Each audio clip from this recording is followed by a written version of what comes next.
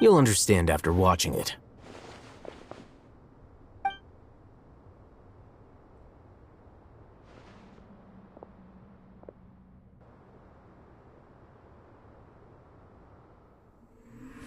Civilization is born of knowledge, but so too can knowledge be its demise. A disaster caught us unaware. It was knowledge that did not belong to this world. King Deshret brought this forbidden knowledge into our world, and it quickly spread like a plague. People's minds were filled with crazed whispers. Dark gray scales spread across their bodies. Even the land was stripped of its vigor. Only a desperate, deathly silence remained.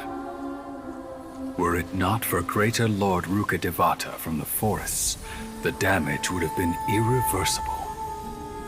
She summoned the priests to build temples and infused into them the divine power of life. The disaster was miraculously tempered, and the embers of our civilization were preserved in Aru village. Alas, the miracle could not last. As long as forbidden knowledge continued to exist, it would forever blight this world. In the end, the proud king of the desert, my eternal lord, chose to sacrifice himself. I have spent my whole life since guarding one of these many temples. But now, my duty is coming to an end. As I close my eyes for the final time, the sight of that noble deity will appear in my vision once more. In helping King Deshret to eradicate forbidden knowledge, she exhausted her strength, and her form became that of a small child. How strange. Now that I think of her, I no longer have any fear of death, for I sense that the spirit of life will abide with me during my eternal sleep. Children of the desert, cling no longer to past grievances, but hold tight to the memory of this act of benevolence.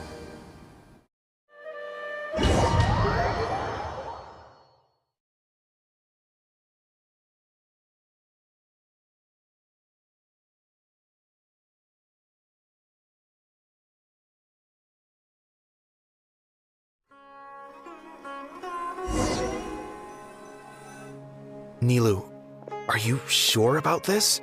You're taking such a great risk for them. I'm sure, and I'm going. You know that I don't like to pass up any opportunity to dance, and this one is especially important. All right. You seem to have a lot of trust in them, so I won't say more on the subject. But if anything happens, the few of us here may not be able to help you. Don't worry. They've been through worse. Everything's going to be fine. All right. You know, if you really do get arrested, we'll do everything we can to get you back. Be careful, even if it's only for our sakes. Thanks, Mr. Zubair. You're so very kind.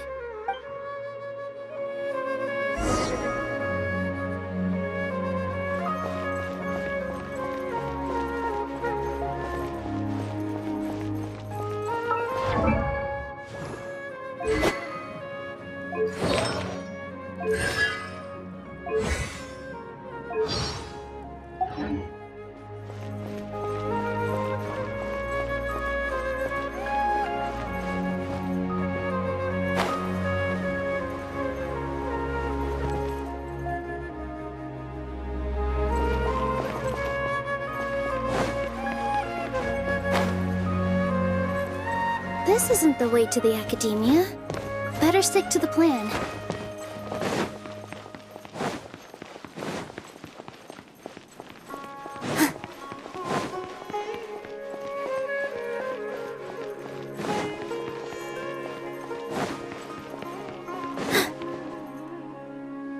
Nilu, how's it going? Nervous? Definitely more than usual. but it's because I'm worried I won't dance well enough. It's okay. Just focus on your performance. We'll take care of everything else. You sure know how to talk. Taking all the credit, even though we came here together to help out. Well, thank you both. I'll have to treat you to a meal after all this ends. I really, really appreciate all of your help. Ooh, that sounds great. Huh? How can we say no to that? All right, let's get back to business.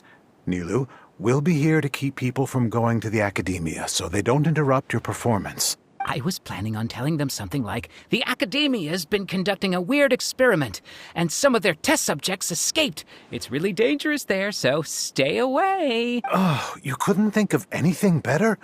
Oh well, I guess it does sound like something the Academia would do. I think it sounds great.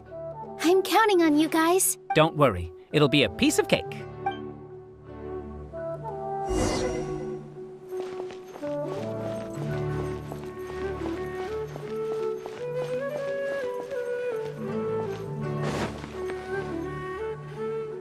Hey, Nilu! Sorry, it's great to see you, but I'm really busy right now. Our Bait People Away with Yalda Candies plan is working beautifully. Do you want some candy? We have more than we can give out. Vihar, thank you so much for doing all of this. And even dressed up as the Knight of Flowers, no less. I'll pass on the candy, though. I cut back on sweets in the period leading up to a performance, and I'm about to start one. You have a point. The stage is cleared and everything's ready, so you can start your performance at any time. Yeah, thanks to you. I'm really grateful. All right, time to hit the stage. You're welcome. The honor's all mine, since I'll have such a great view of the show.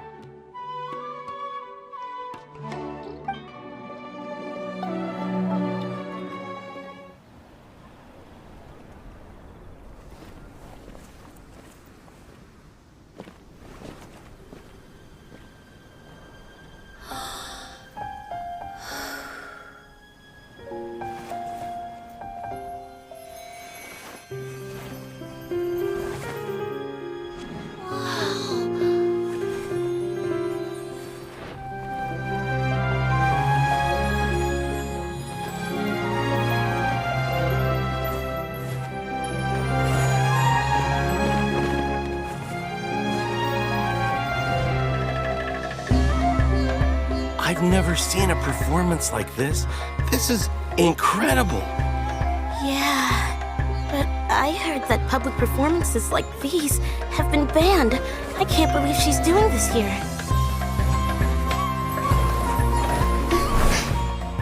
Grand Sage, there's some commotion outside.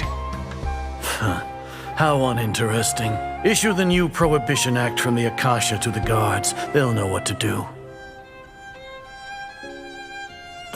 Do you think we should, stop her? Let's just watch for a little bit longer.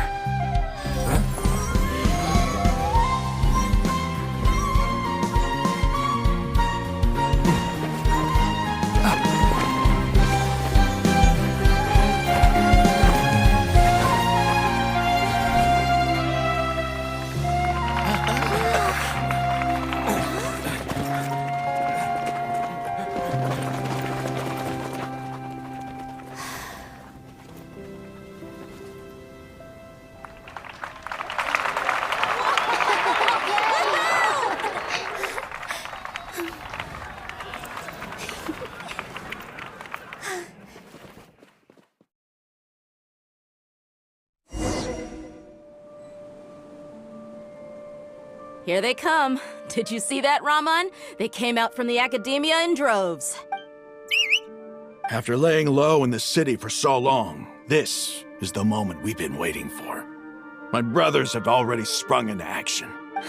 We couldn't do anything to them inside their coop, but outside the Academia, this is our hunting ground. With a lioness like you, the prey sure won't be able to run far. We still need to eliminate the guards as soon as possible. If we give the sages enough time to realize what's happening, the plan's doomed. All they've done is to sit on their cushy salaries and twiddle their thumbs all day while we fought and struggled every day in the desert. The only advantage they might have is their numbers. Speaking of which, most of the guards who report directly to the Six Sages belong to the Corps of 30, but they have a completely different reputation. Following those blasted sages every whim, throwing away all the principles of being a mercenary. As someone in the same profession, I'm obligated to teach them a good lesson today. Indeed, the trap has been set. All we need to do is lead them there. All right, let's each take a road and herd those scattered guards back into one place. Make sure to attract their attention. Isak will be the key. You gave such an important task to that child. Will he be okay? It'll be fine. Isak was so determined to help, so let's put our faith in him. Besides, even if he's caught, the guards would be too scared to do anything to him. They've never seen Lesser Lord Kusanali in person, after all. You've got a point. Anyway, I think I see them coming. Let's head out. Good luck.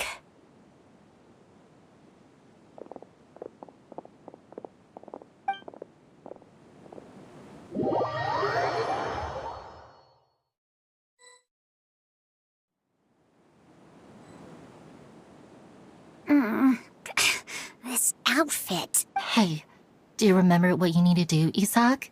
When the guards get here, you'll pretend to be Lesser Lord Kusanali and run away from them. Oh, yeah, I remember. Of course I do. I'm just a little nervous. Relax. Don't think about getting caught. Even if that happens, we won't leave you behind. You only need to think about getting the guards' attention and leading them to the Grand Bazaar. Leave the rest to us. Okay, got it.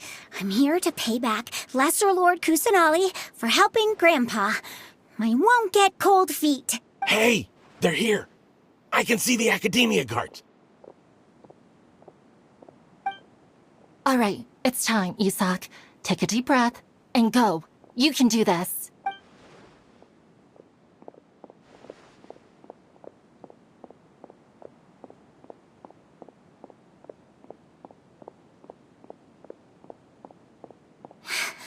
Why is there a guard over there? Did he already run ahead of me? This is different from our plan. But there's no time. I need to make a choice. Huh? Did I just see something dart by? I'd better go have a look. Were my eyes playing tricks on me? I should go check to see if someone's hiding over there.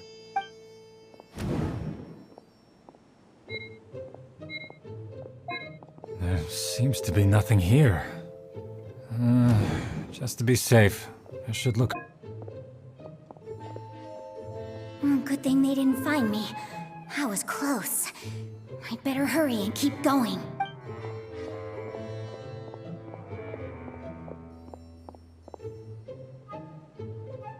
Hey! Lesser Lord Kusanali's over there!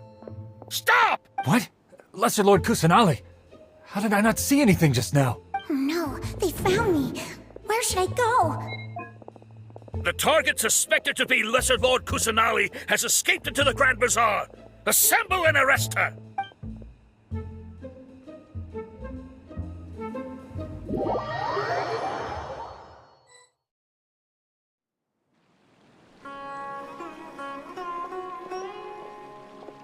Where did she go? How did she disappear? Did we lose her? Hurry up and find her! Hey, why is your team here? Didn't we say to split up our search? Hurry! Hurry! This place is... Why are you all here? Yeah, isn't it one heck of a coincidence? Everybody's here. What on earth is going on? I suppose that's all of you? Who are you? Did you set us up? What are you planning? Phew, that was rough. I almost got caught. Little brat! So you're not actually Lesser Lord Kusanali. Who exactly are you all? Eremites from the desert? Just some colleagues. Think of this as a business competition, or a personal grudge. After stepping into our traps, stop thinking of yourselves as hunters. Behave like the prey you are.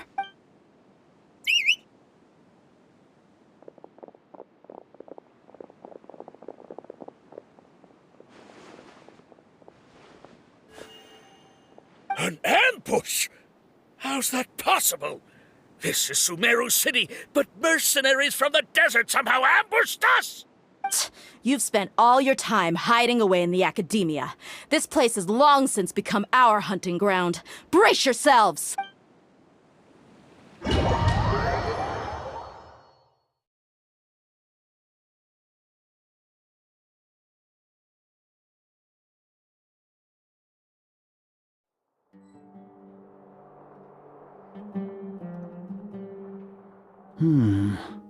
This is odd. The academia has quieted down after the conclusion of the Niagarbaha Day ceremonies, but it's much quieter than usual. Where are the guards? Why have I not seen a single one? Guards? Guards! Grand Sage, how may I be of assistance? I called for the guards. Why did you come? My apologies, Grand Sage. Right now, all Academia guards have entered the city to perform the ordered arrest. I thought you knew. Arrest? Who is there to arrest? I have an ominous feeling. Arrest Lesser Lord Kusanali, right? Is that not what the order was? Lesser Lord Kusanali? You mean she has disappeared? Yes. I wouldn't dare make up something like that. Right now, everyone is in a panic, and many are saying that Lesser Lord Kusanali will take revenge on us. What happened? Just what is going on? Lesser Lord Kusanali somehow escaped? Was it Alhaitham and his party that freed her? That's impossible. The Academia is heavily guarded today, and any order to release Lesser Lord Kusanali would be strictly confidential. Besides, Alhaitham and the Traveler are already in our hands. What manner of trickery did they employ? How could Lesser Lord Kusanali disappear into thin air? Disappear? Wait. How was the arrest order distributed to the guards? It was issued by the Akasha earlier today. Only you have the authority to send messages like that, so I thought it was your order. Let me check.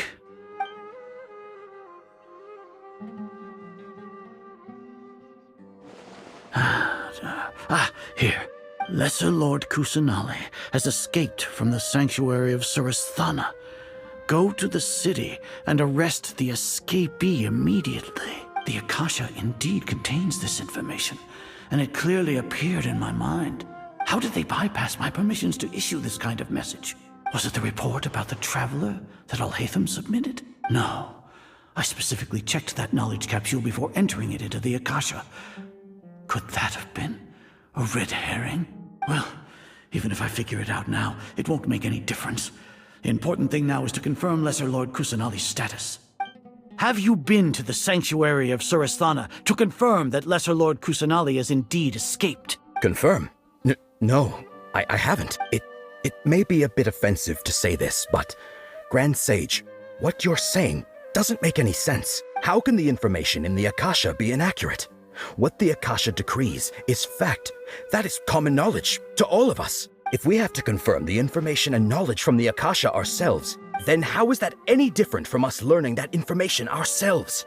Wouldn't Greater Lord Rukkhadevata's legacy lose its meaning that way? In the beginning, it was I who asked you to believe in the Akasha, to believe in the legacy left by Greater Lord Rukkhadevata. Are you trying to use my words against me? No, Grand Sage.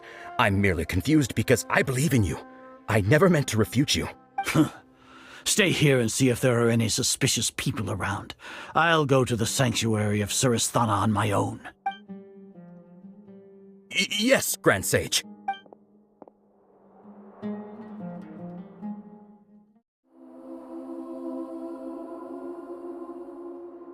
Lesser Lord Kusanali has escaped from the sanctuary of Surasthana. Go to the city and arrest the escapee immediately. How can that be? Stop thinking about it. Stop. It must be a trick of theirs. As long as I personally confirm it. Ah! Impossible. That's impossible. There must be something wrong with my eyes.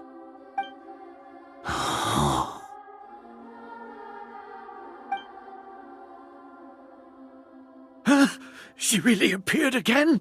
What is the meaning of this? What a comical sight, Azar. Oh! Once the Akasha has put certain thoughts into your head, Even the Grand Sage can no longer see what's right in front of him. You all can only see the world in your mind, the one you think you know. And precisely because of this, you disregarded Lesser Lord Kusanali's existence. She has been a wise and worthy Archon. Sino, have you been waiting for a chance like this? The Akasha predicted that you would return to the Academia to confront me, but I didn't expect it to turn out like this. I was careless. No, you were blinded. Your faults stem from your reliance on the Akasha. You're still the same as always. I truly did not expect a proud person like you to cooperate with Alhaitham and the Traveler. People change, Azar. Admit it. The Akasha can't predict my actions anymore. Then tell me, what have you found during your investigation? You want to buy time? This is the sanctuary of Suristhana. Under your own regulations, even Academia staff are forbidden to come here. As for the investigation, I've at least confirmed that you are guilty of insurgency against the Archon. A serious crime. So what? Did you do all of this so I would plead guilty in front of you, General Mahamatra? No. I want you to plead guilty in front of the Archon herself. You once said that I had no standing to judge you. So now, how about judgment in the name of a god?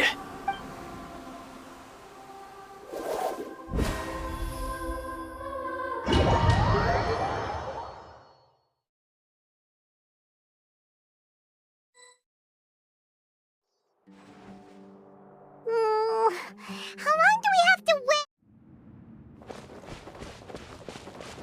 Are we in the air? And why is there a huge boat? That's the boat of consciousness, which symbolizes reason here. It's court. Wow. What are these? The monsters seem to have been affected by them.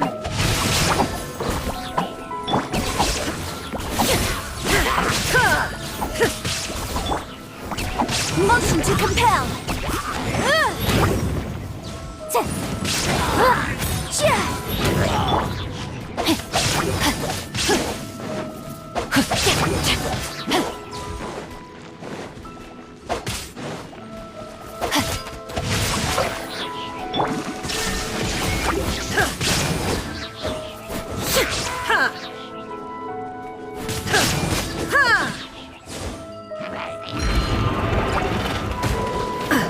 Witness the power of Gugwa, torn to oblivion.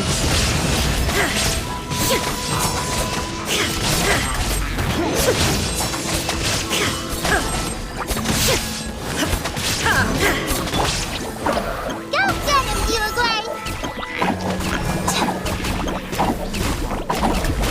That hurt real bad.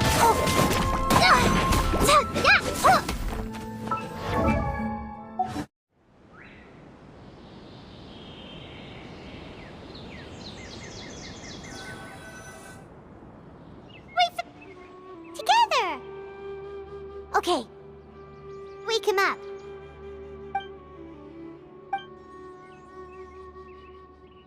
Are you awake?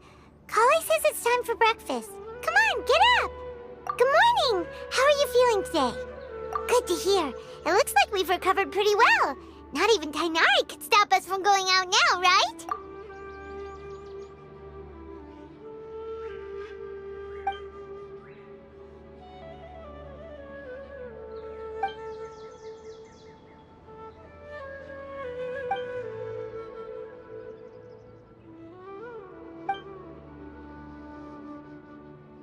Come on, Traveler, let's go!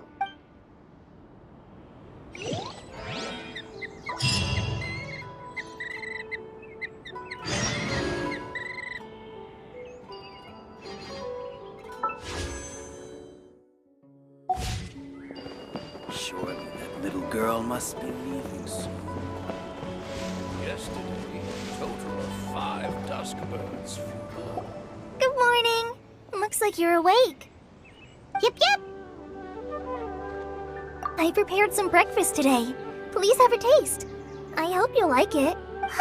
It's nice to have you here so we can eat something yummy. Well, now that I've recovered from Elazar, I'm feeling better than ever. I can even prepare 4 or 5 meals a day now. And Paimon bets they're all delicious. Oh, by the way, someone brought a letter for you after you went to sleep last night. Nope. Paimon wanted to read the letter with you after you woke up, so Paimon didn't open it. Alright, let's read it now. Oh, it's from Nilu. Ahem. We're going to hold a feast at the Grand Bazaar and celebrate Cyano's reinstatement as the General Mahamatra. As heroes of Sumeru, please be sure to...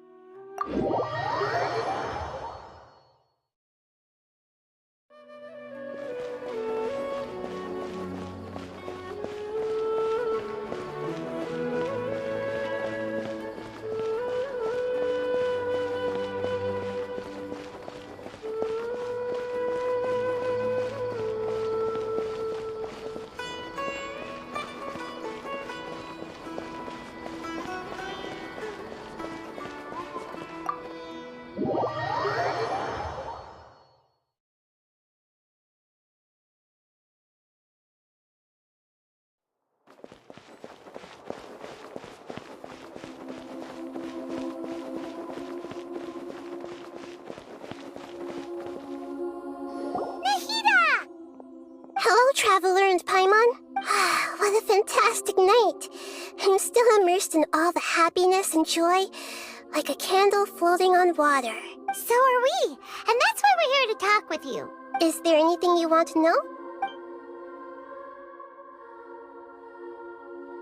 After recent events, the Akasha can no longer function as it used to. I've given it some thought, and have decided to shut it down permanently. But this is definitely not a bad thing. Even from the beginning, I've been planning to shut it down. The Akasha's centralized administration of knowledge has always restrained people's curiosity and curtailed the number of paths available to them. I don't think this is good for Sumeru. Although people may initially feel a little uncomfortable with the loss of the Akasha, they will soon understand that this life is more suitable for them. And as for the future of Sumeru, I'm preparing to regain control of the academia. The former sages have received their punishment, but the new sages have yet to be selected. I will oversee the process personally. I hope that the new 6 great sages will be more focused on academics. Sumeru needs such leaders more than ever. The other big issue is the people of King Deshret. All the residents of the desert, in fact. They have been mistreated for far too long. I've already taken some measures to address this. It will take some time to rebuild everything, but no matter if it's culture, friendship, or trust, we will rebuild it. You mean, what happened after the doctor put you to sleep? You guessed correctly. The top-ranked Fatui Harbingers, up to number 3, possess power comparable to that of gods. I was no match for him in that kind of situation. However, in spite of the bad situation, I still managed to make a fair deal with the doctor. I'm sure you remember the entity that changed your fate, the Heavenly Principles. In fact, the Heavenly Principles has been quiet since the Conria disaster 500 years ago. I used this point as leverage against the doctor. I told him that the Heavenly Principles may be awakened if I destroy the Gnosis. Although it was just a bluff, he still fell for it. I assumed that the Heavenly Principles wouldn't just stand by and let such extensive damage to its laws take place. And as for what I exchanged for the Gnosis, the exchange served as both punishment for the doctor, as well as a boon of new knowledge that I couldn't refuse as the God of Wisdom. He's still in a coma. I've hidden him like how one would hide a feather. I know you have many misgivings about him, but as someone who had become a god, he has retained a number of very useful features. Don't worry, I'll keep an eye on him and make sure he doesn't do any evil. In addition, there are still some mysteries left in him. Some things may be very clear from my perspective, but he is still yet to understand them himself. His future will be determined by fate. Is that where you're headed next? Fontaine, the nation of justice? As far as I know, that nation operates in a judicial system. Does their Archon personally judge people? No, there's a Chief Justice in Fontaine. Generally speaking, the Hydra Archon, Focalor, won't preside over individual trials. However, even then, Focalor will still make herself present at just about every trial. It seems that she just likes to immerse herself in that sort of atmosphere. As Archon, she still reserves the right to influence the final verdict. Anyway, let's just say she's got, a very unique personality. Are you sure? Isn't there something else you haven't asked about yet? Huh? You mean... About your sister. While you were resting at Gandharvaville, I took some time to perform an Irminsul search for information on your sister. Yeah! Isn't Irminsul a repository for all the information and memories of Teyvat? So there shouldn't be anything on him or his sister. This is true in your case. Irminsul indeed does not have any information on you. However, there must be something different about your sister. Because, as it turns out, the world has recorded information on her after all. What? There is only one possible explanation. She belongs to this world.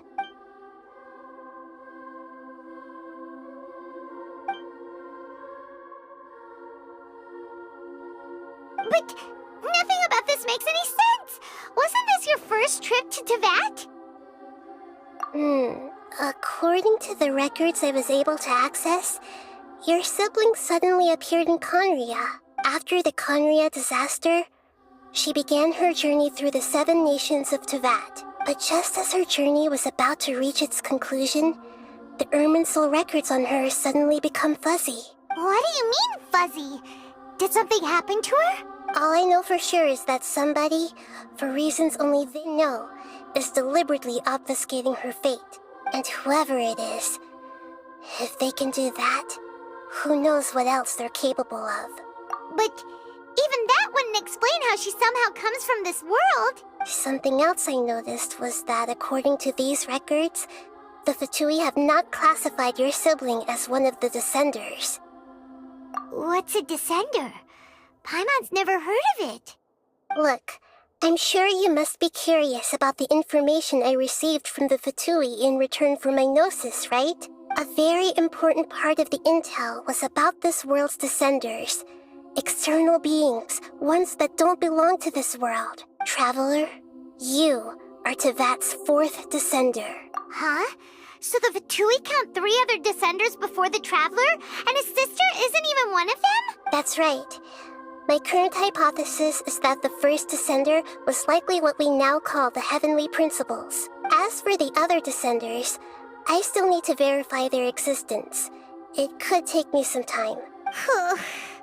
Paimon's head's about to burst from all this crazy new information.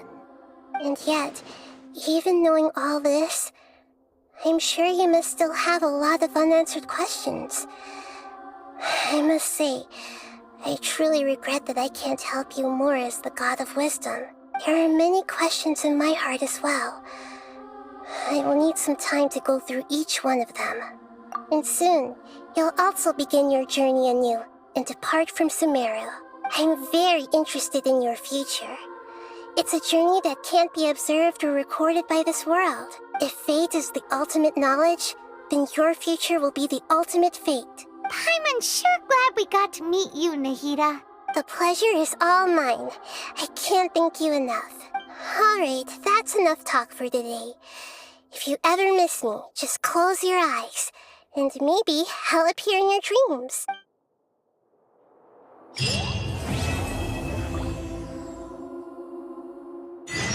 You must have a... And Senju, the art of forging practiced by these 5 clans, was first taught to them personally by the almighty Shogun. Over time, the 5 branches diverged from one another, as generations of bladesmiths honed and perfected their craft until they became 5 distinct traditions.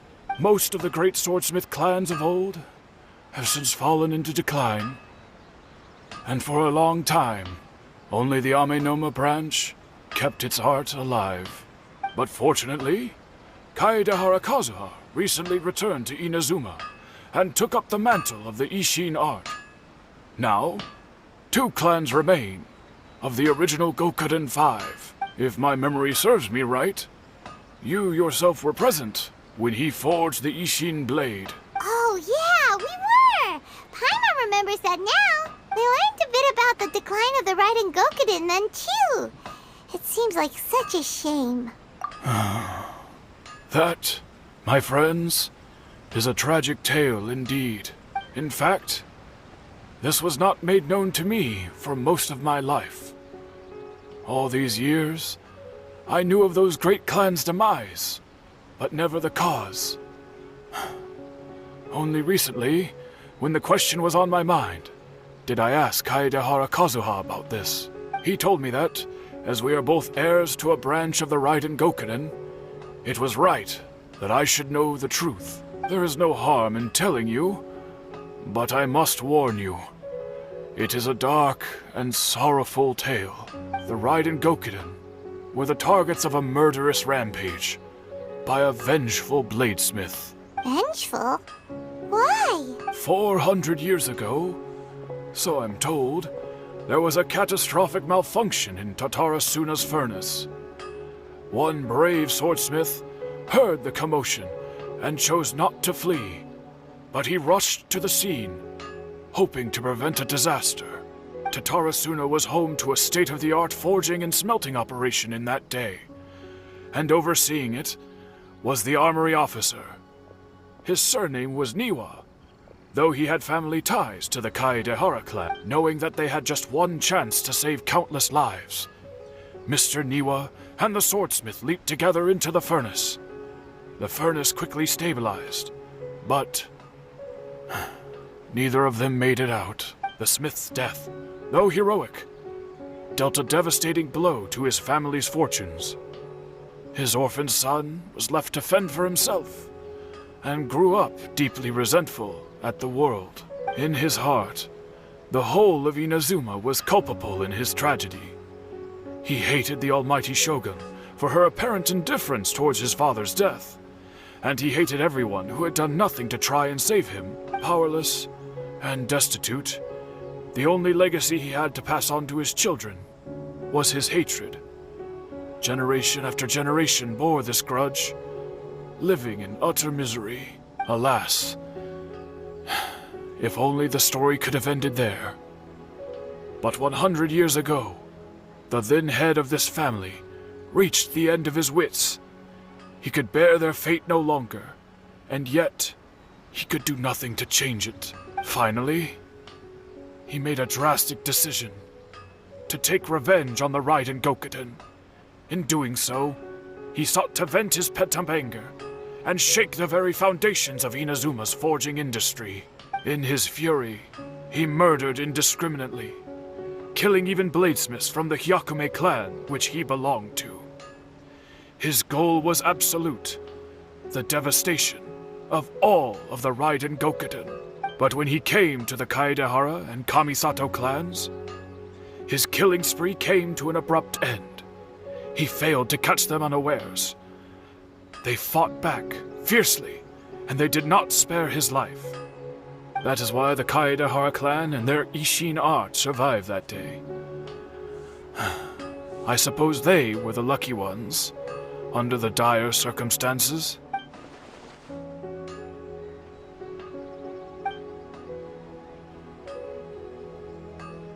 Was there anything else you wanted to ask? Kazuha? Why, yes. Just yesterday, in fact. We spoke for a while over some tea. He seemed well.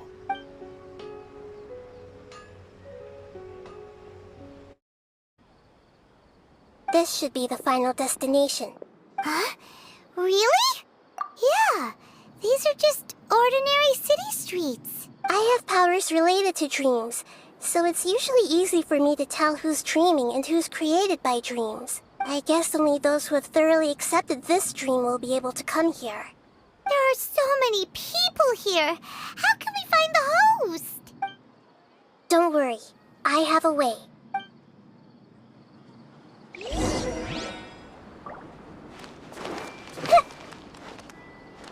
Everyone hold hands! Lisa's always so calm. I wish I were the same. It's a bit noisy today, isn't it? Huh? You think so? I don't feel anything out of the ordinary. Oh, maybe you're right. It's always been quite peaceful here. I see everything! Shadia has such good taste. I can never go wrong with her opinion. What should I buy?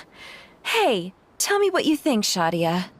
Ooh, how about this? I think it would really suit you. Let me have a look.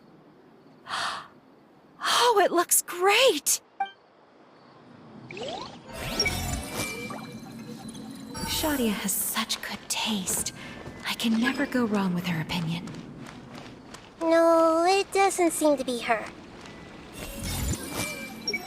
Sometimes I wish Rakesh could be more assertive, but I guess I'm also happy enough with the way things are. No, it's not her, unfortunately. It's not going to rain soon, is it? Then maybe we should head home. I don't want to get rained on. Yeah, let's wait for the weather to get better before we head back out again. It's not like we're in a rush or anything. Hey!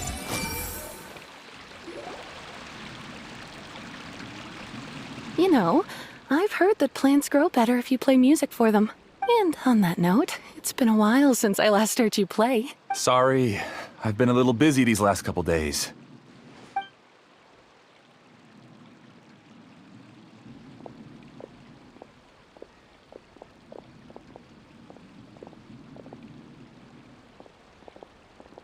Oh, the Dendro Archon. What a pleasant surprise. Oh, welcome, Great Dendro Archon. And your companions, too. Welcome. I'm Amira. I run the flower shop here. And this is my husband, Moses. Yes, how may we help you? You already know all about me. There's no need for all the pleasantries. Perhaps I should call you the dream's owner? As expected of the Dendro Archon. I'm sorry, Amira. It seems my research has attracted the Dendro Archon's attention. Why don't you go back to the flower shop? I'll come help you a little later. Okay, of course, dear. I'll see you later.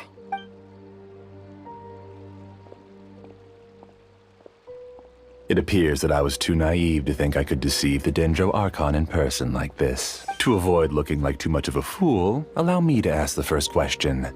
How well would you say you understand this dream? This dream was built by the Akasha, and it has the power to create imaginary people who no longer exist in the real world. As for you, you found a unique way to become the owner of this dream, going so far as to have even given up the ability to wake up again. Given up the ability to wake up?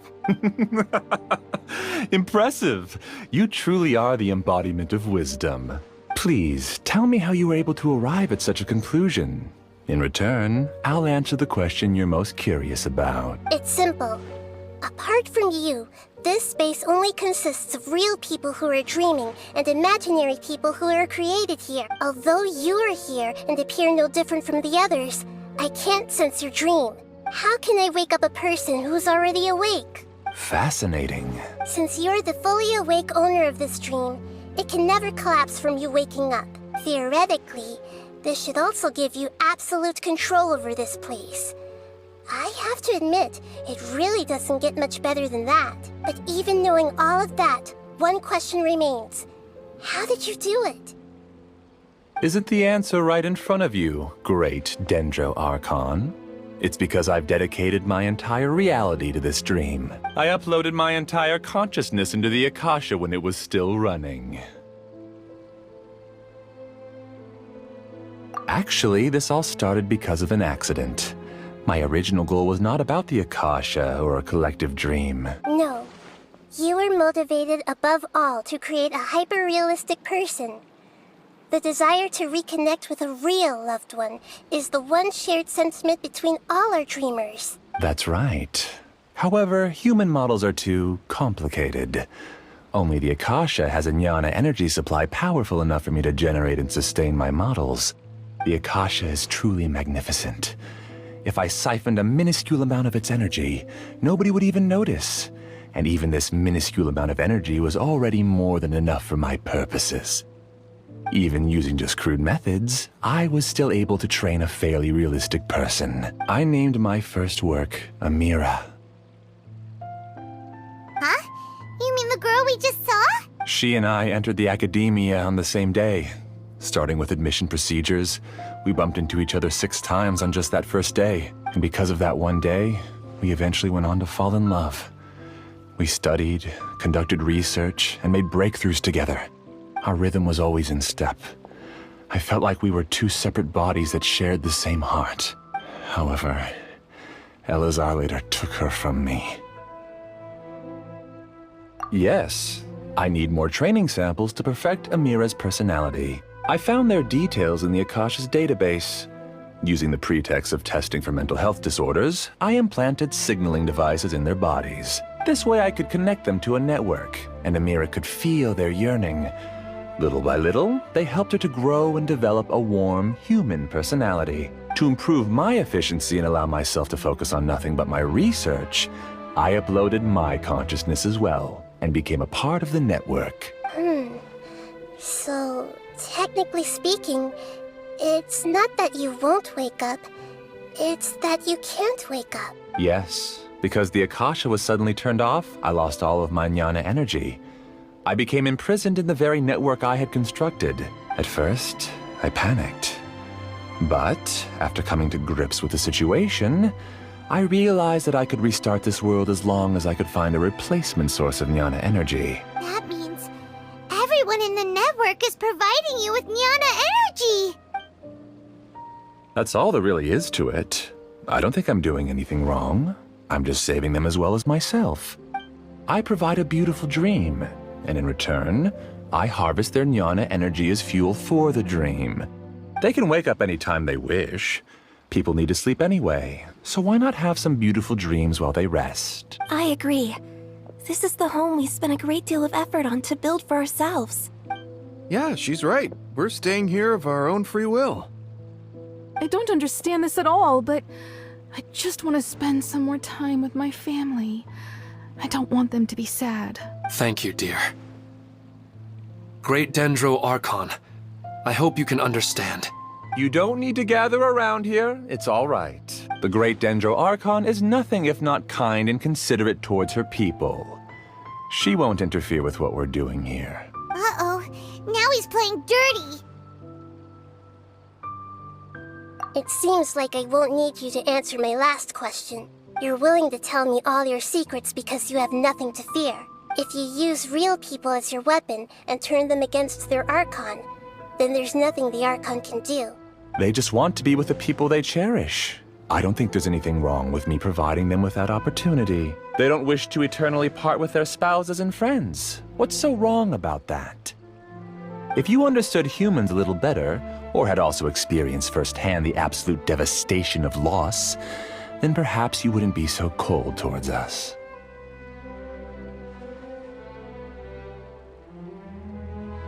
If you had used your talents and determination for a just cause, you could have become a sage of the new generation. Unfortunately, you've committed one of the 6 cardinal sins of the Academia by attempting the forbidden and fearing none. You equated people's feelings with cold jnana energy and deprived them of the pain that they have to face. You lured them into these dreams, and even now, remain completely unaware of how evil all of this truly is. Pain? Luring? Those kinds of things haven't existed here from the moment this world was created. She's right here. This is Ilmon's child, Haidar. Huh? My daughter? What's wrong with her? This dream relies on a set network, which means that only those with devices planted in their bodies can enter this world. Carefully think back and retrace your steps. I secretly went back to the mountainside with Haidar. Minar was already there waiting for me, and Haidar was able to see her mother. You mean she isn't actually the real Haidar? No, because unlike you, she can't enter this dream. The moment you came into this dream, it created a Haidar to realize your wish of reuniting with your family. So, tell me, where's the real Haidar? She's still out there on the mountainside. That's right. And she must have been terrified to see her father not in his right mind. Not to mention the monsters in that area. The situation is very dangerous. If Haidar's still out there, then... What are you talking about, Dad? I don't understand. I must wake up right now. I can't leave her there alone. Oh. It seems the others have also remembered something. People try to avoid pain and stay in their perceived bubbles of safety out of an instinct to protect themselves. This is human nature, but it is also one of their weaknesses. However, why are there still so many people striving to move forward, even when they know the path ahead is dangerous and painful? It's because people don't only live for themselves. They have families, loved ones, friends, and communities. They have dreams that they are still trying to achieve. But in this dream, you showed them only the most comfortable and soothing things. This entire world has been built on the foundation of buried and unseen pain. It's all just a well-devised scam. It seems like I've stayed in the dream for too long. I still have so many things I haven't done. I thought gods didn't understand humans. That would have explained why they created such a flawed world where countless tragedies took place. I didn't expect you to arrive at the answer through sheer power of observation. But unfortunately, it means nothing now. If you wanted to spend a little time in the waking world, go right ahead. In any case, I wanted to spend some time alone with Amira. As long as this dream continues to exist, you'll come back. Humans aren't as strong as you think. And even if you're a god, they won't always listen to you. It's time to purge all the extraneous data and noise.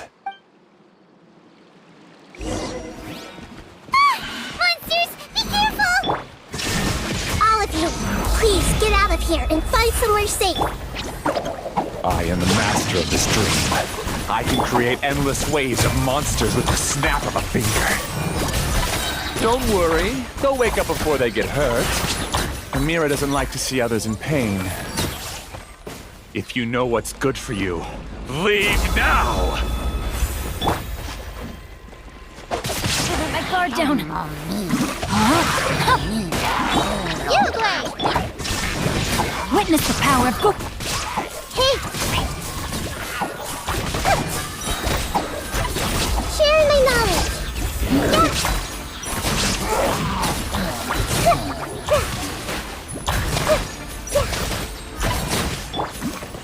No, my sword!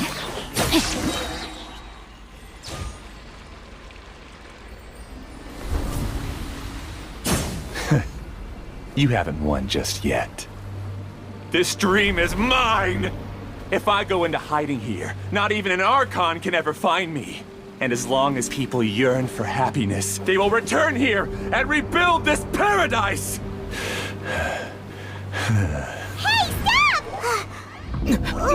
What's that? The dream is spiraling out of control and is collapsing now.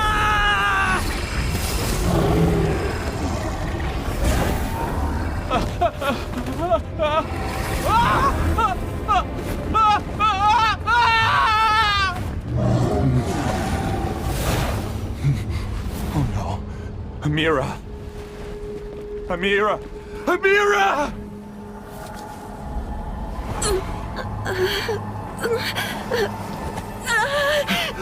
Amira, are you all right? I don't feel well. No, no, no! Please, no!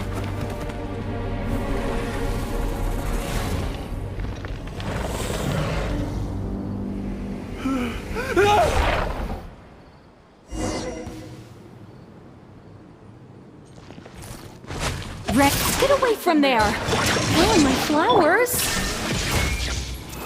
What should I do? Where did it go? He left because he doesn't want you anymore. Stay put!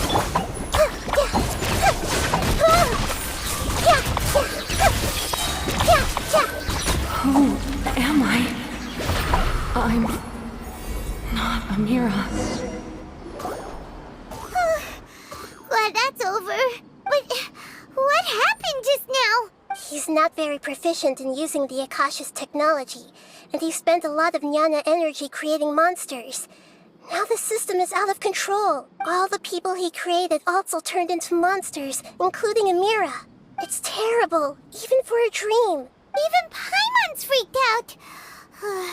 Paimon can't imagine what they're going through. The good news is that the chaos seems to have subsided. Now we only need to wake up the people here and let them return to their real lives. Amira. My dear Amira. They're all gone. It was just a big dream after all. I couldn't change my fate. And my knowledge turned out to be useless. What a cruel world. Do you still think this is our fault?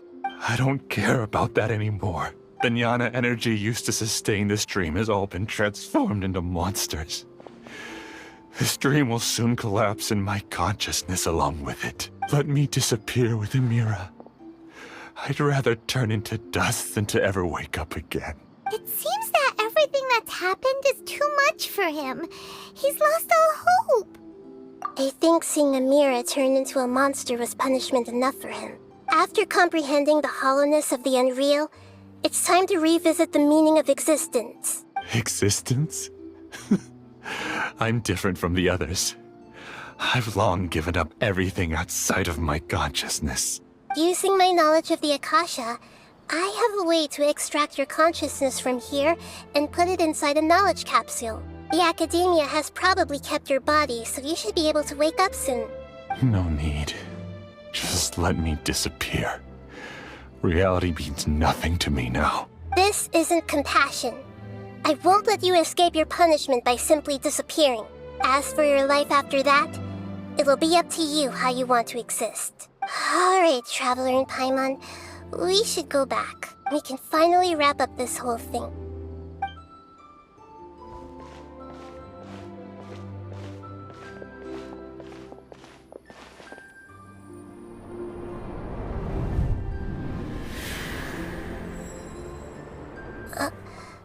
Uh-huh? What's wrong, Nahida? Oh, nothing. Let's tell the people here to gather at a moment of dreams after they wake up.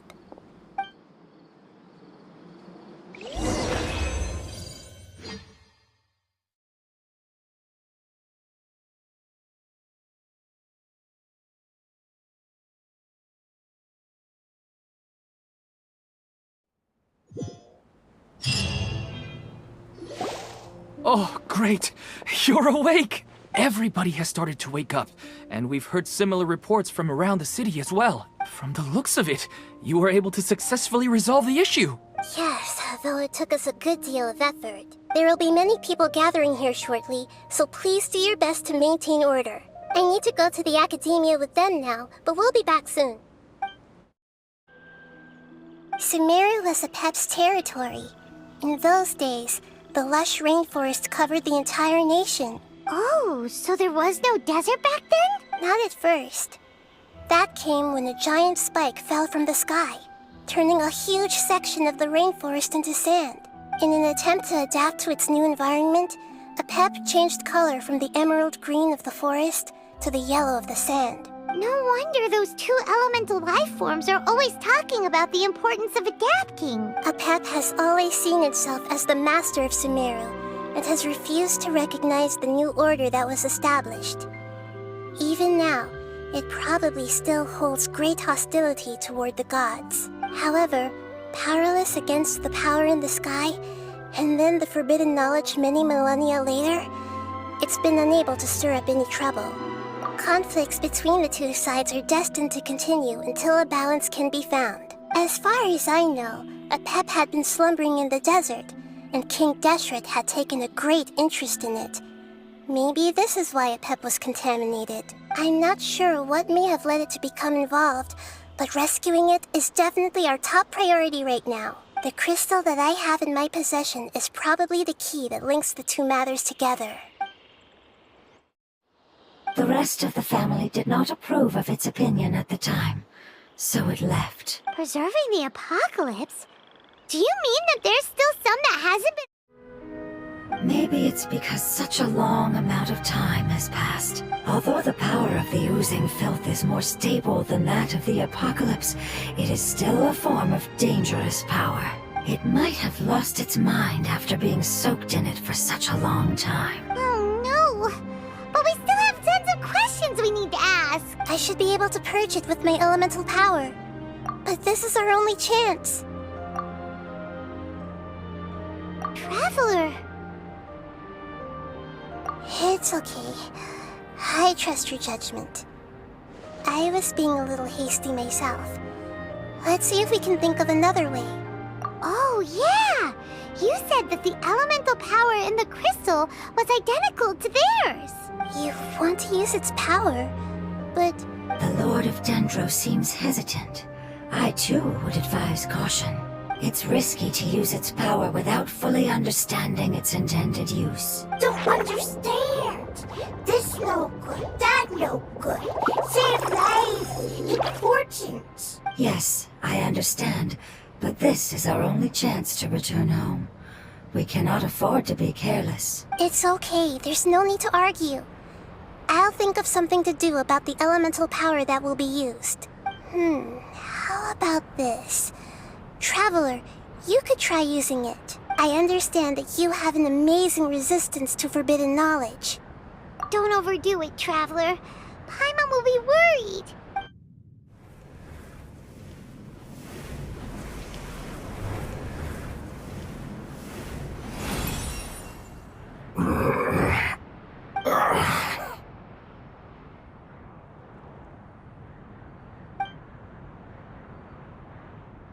Lord of Dendro, and you others.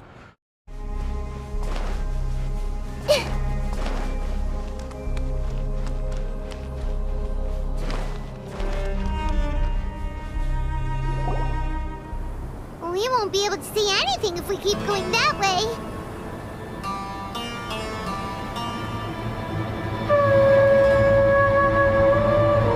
Hey, look! Something's over there!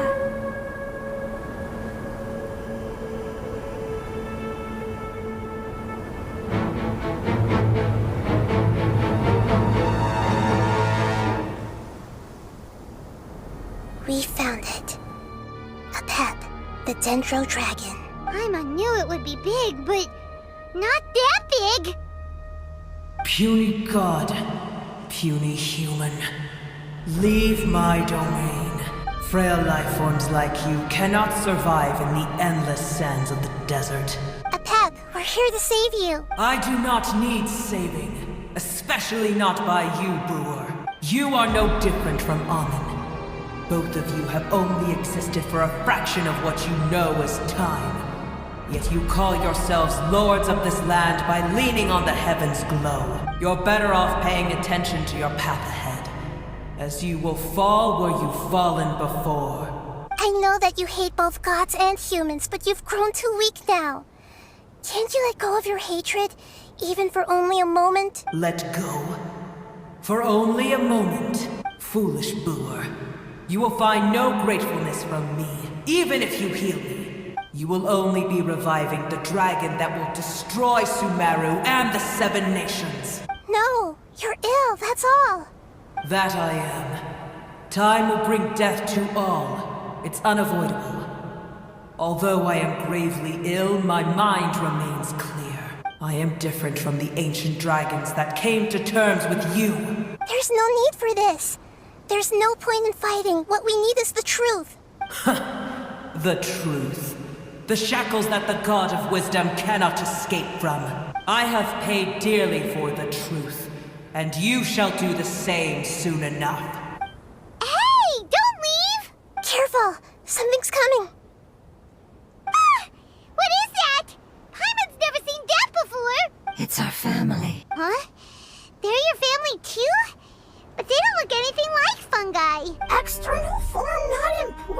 sense. Inner nature saying. The composition of their elemental power is identical to ours. In other words, they're residents of our homeland. Is this what they've become after experiencing the apocalypse? This is also a form of adaptation, although a most gruesome and pitiful one. Many of our family members never made it out of the Dendro Dragon.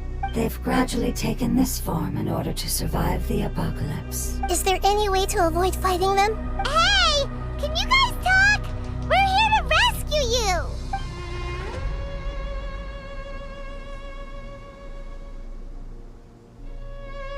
They've given it their all just to survive. They're being drawn by the fire seed. Only its power can temporarily free them from their pain. All that remains are the instincts to survive and search for energy needed to do so. Everything else has been discarded in the process of adaptation. So this is the result of forbidden knowledge. Would our world become the same if forbidden knowledge was allowed to rampage across Teyvat? Like fish struggling on land, unable to find a single puddle of fresh water in the entire world. Yes, but please try to be gentle with them. They are not evil in nature. All they want to do is survive.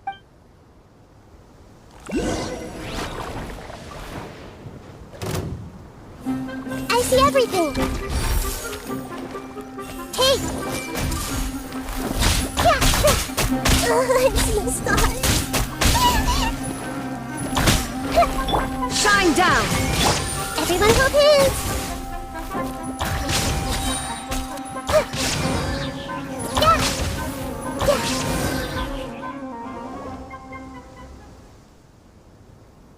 Paimon thinks they used up all their strength.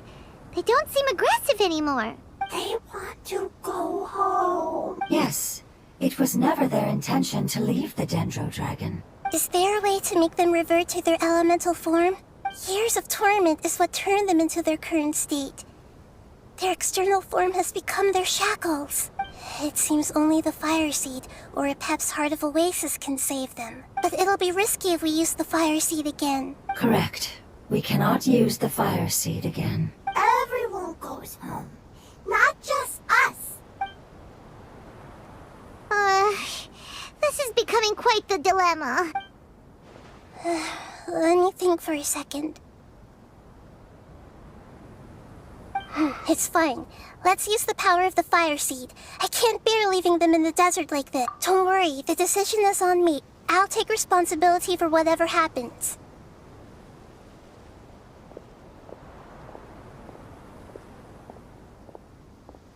It won't require much elemental power. I'm just worried that it'll become unstable. But as long as I use my elemental power to stabilize it a little, it shouldn't be a problem. Thank you. Sorry. Stubborn. Thank you, Lord of Dendro. Returning home is the most important thing to you. I've come to understand that during our travels. I'm not doing this just to protect you, but also because I hope to use you and your experience and try speaking to Epep again. After all, that giant Dendro Dragon is also your family. Maybe it would listen. I will stand with you, Lord of Dendro. I will never forget your kindness. Yes! Yes! Thank you. Alright, here it goes. Family. We will all be able to go home soon.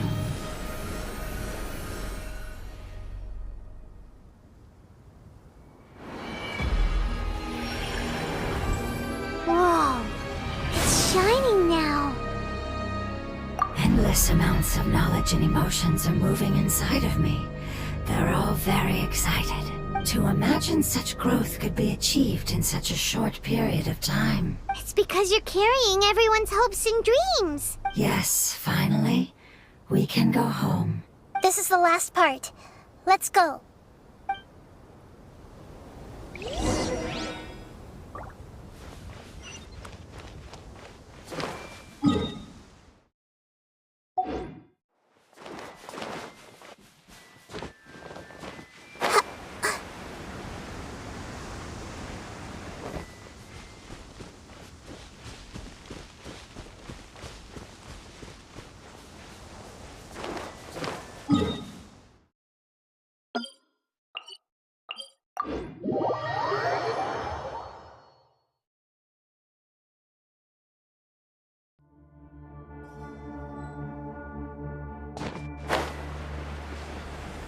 Don't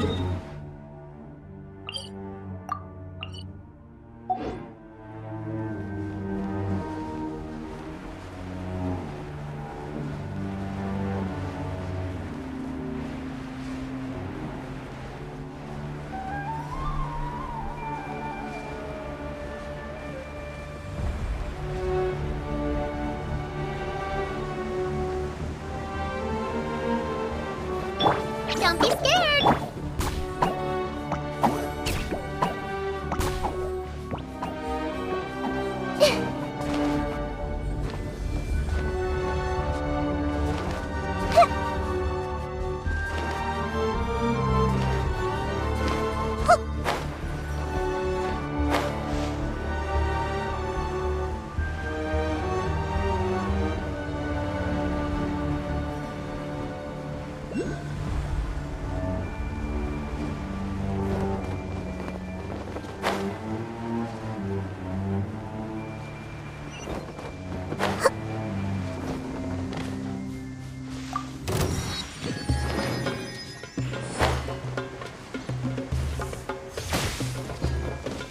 There is no escape! I see everything!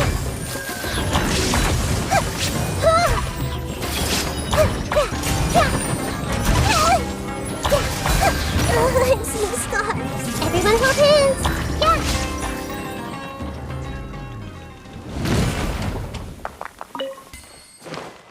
Yeah!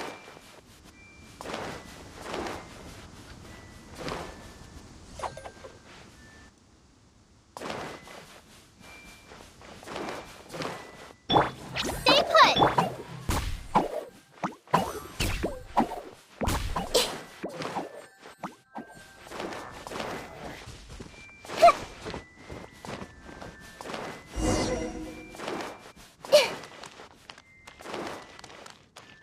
Illusion shattered! I see everything!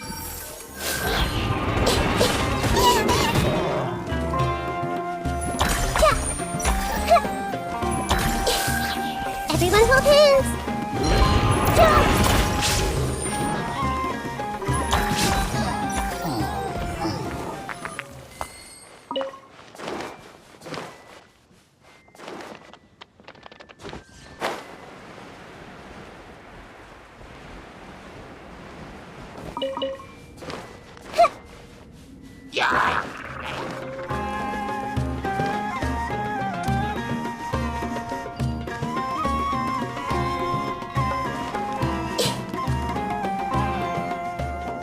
This cave is huge.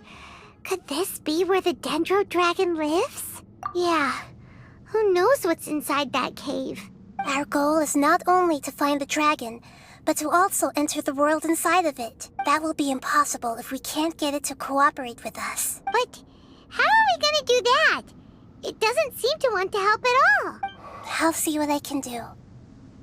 Pep, I know we don't see eye to eye, and that we have a very different understanding of the world and its orders. However, we are both born of elemental power, and both suffered the torment of forbidden knowledge. We are not that different. And right now, we share a common enemy. We should not let our differences get in the way. Wonder if the Dendro Dragon's even willing to listen. I don't care about what you believe in, who you hate, or what you've done in the name of hatred. Nor do I expect you to be grateful. I'm here to save both you and your people. My people. They've been searching for a way to save you ever since they left their homeland. They yearn for a chance to return home. And now that everything is over, all the hatred that you harbor has lost its meaning.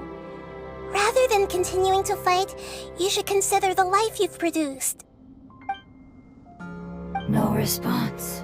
Your eagerness to survive means that you haven't given up on that world yet.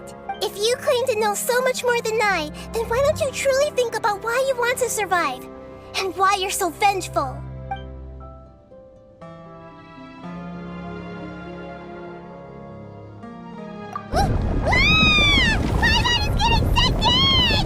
Please keep everyone safe, and send us to the homeland.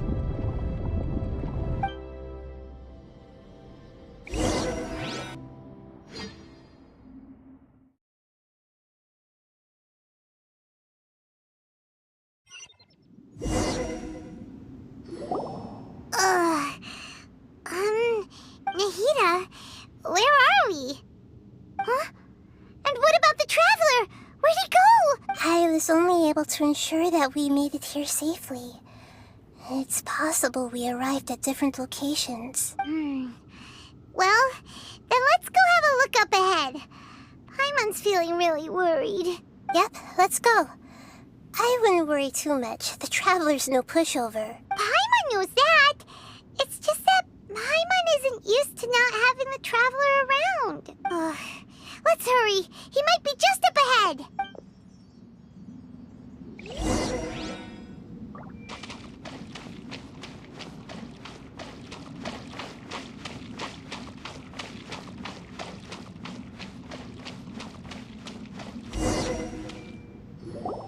What's that? That should be the heart of Oasis.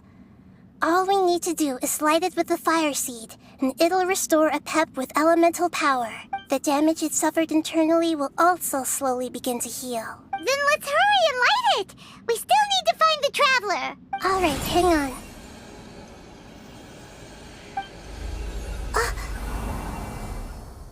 Wait! The fire seed! What happened? It shattered! It was even more unstable than I expected. But why? We barely used it! I'm not sure. Perhaps the fire seed was only capable of protecting one person? But if I didn't use its power on everyone, there's no way of knowing where you could have been sucked into. And even if that's the case, there's no reason for it to simply shatter, unless... Unless what? Unless I was already in a weakened state when I created this fire seed. Which would be when we at first saved the desert. Oh no. Wait, let's put that aside for a moment. If the fire seed has shattered, wouldn't that mean we came all this way for nothing? Oh. Do you know what we should do now, Nahida? Oh, come on, Paimon, think! Don't worry, Paimon. This is my responsibility. The fire seed is technically just a ball of highly concentrated elemental power. Although my elemental power is slightly different than that of elemental life forms, I gained a better understanding of it when I turned into a fungus. So, all I have to do is imitate that power, while adding some of my own. And I'll be able to do what the fire seed was supposed to. You're gonna become the fire seed? Yes. It'll take a lot of power from me, but it still won't be anything compared to when I was in the desert. I might, however, become even smaller. What happens if you keep getting smaller? I'll become a blade of grass or a twig. Basically, I'll return to how I was first born. I will be able to unleash power beyond my limits if I can reverse the process of growth. But you'll lose everything. You'll not only lose your appearance, but you'll lose your emotions, memories, and who knows what else? That's all right. None of that matters compared to the dangers that the Pep is facing right now. No, wait! There has to be another way. Besides, what will Sumeru do if you turn into a twig? Maybe you and the Traveler can plant me in the soil of Sumeru once it is all over. I can still communicate with the world through the forest. It's just that you won't be able to see me for some time. You can't be serious. If the Traveler were here, he definitely wouldn't let you go through with it. If we knew this was how you were going to take responsibility, then we never would have agreed in the first place. I'm sorry, Paimon, but we're out of options. Not all eagles who have fallen to the ground can soar in the sky once again. But if no risks are taken, then the eagle will be grounded forever. No. Please, no, Nahida!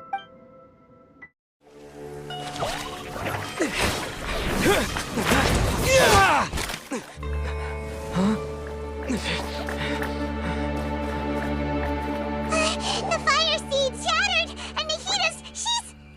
I know. A sacrifice must be made, but not by the Lord of Dendro. We've all grown on this long journey. If the purpose of that growth was to return home, then our wishes have come true.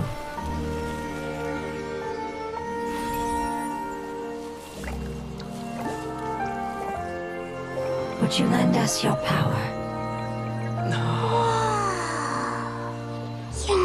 come to this. All the knowledge, language, and emotions that you have learned will be reverted into pure elemental energy. In your new homeland, nothing of who you were will remain. You won't be remembered by anyone. Is that truly the return you've always dreamed of? Lord of Dendro, don't be sad. This is not your home. We go home. Lord of Dendro should also go home.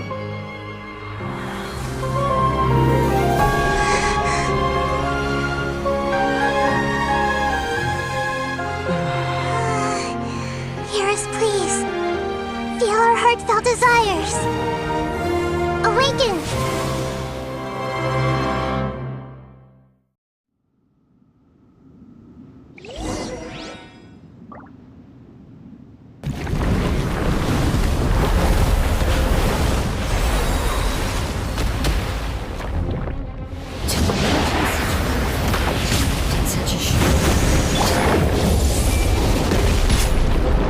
It's because you're carrying everyone's hopes and dreams. Yes, finally, we can go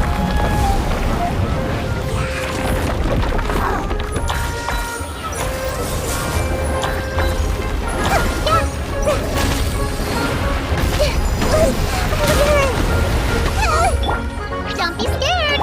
Hey.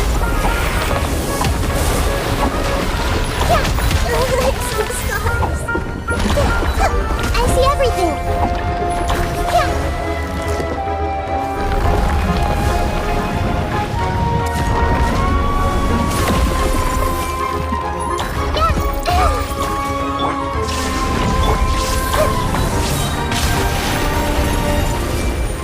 The Temple of Wisdom.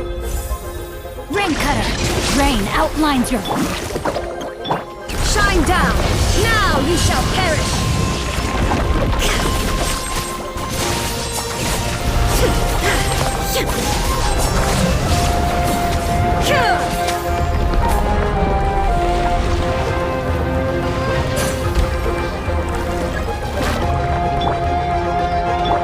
Protecting me with elemental power.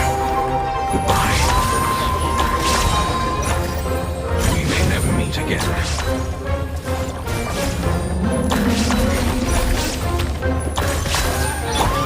I will wait for her no matter how long it takes.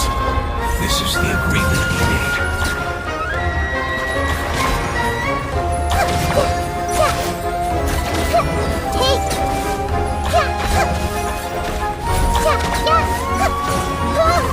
Commit to memory. Shine down! I see everything. Yeah. The Temple of Wisdom. There is no escape!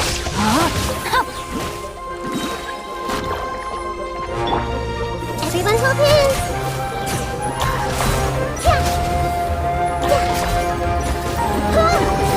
I see everything.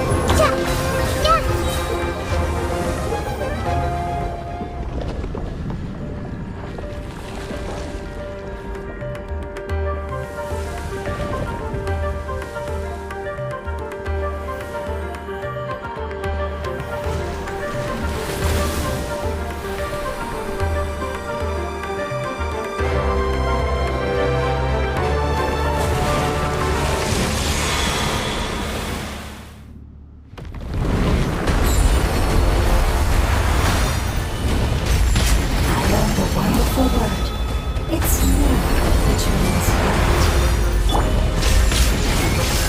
it will be remembered forever.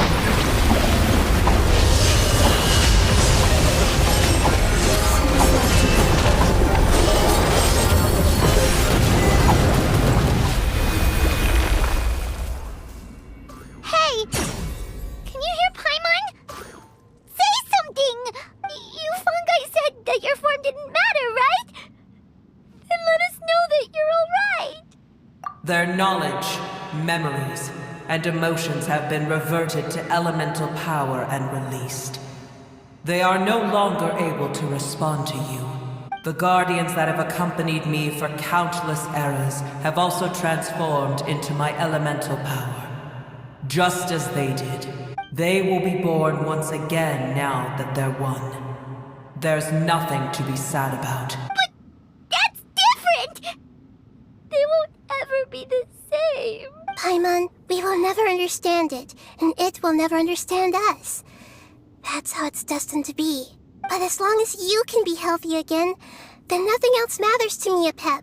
Sumeru will be free from threat as long as your health is maintained. I thought that my rage would be kindled once my power returned to me. However, what I feel now is a feeling that has long eluded me. The feeling of peace. The forbidden knowledge influenced you ever since you were contaminated, greatly amplifying your hatred and rage. Yes, there's no denying that.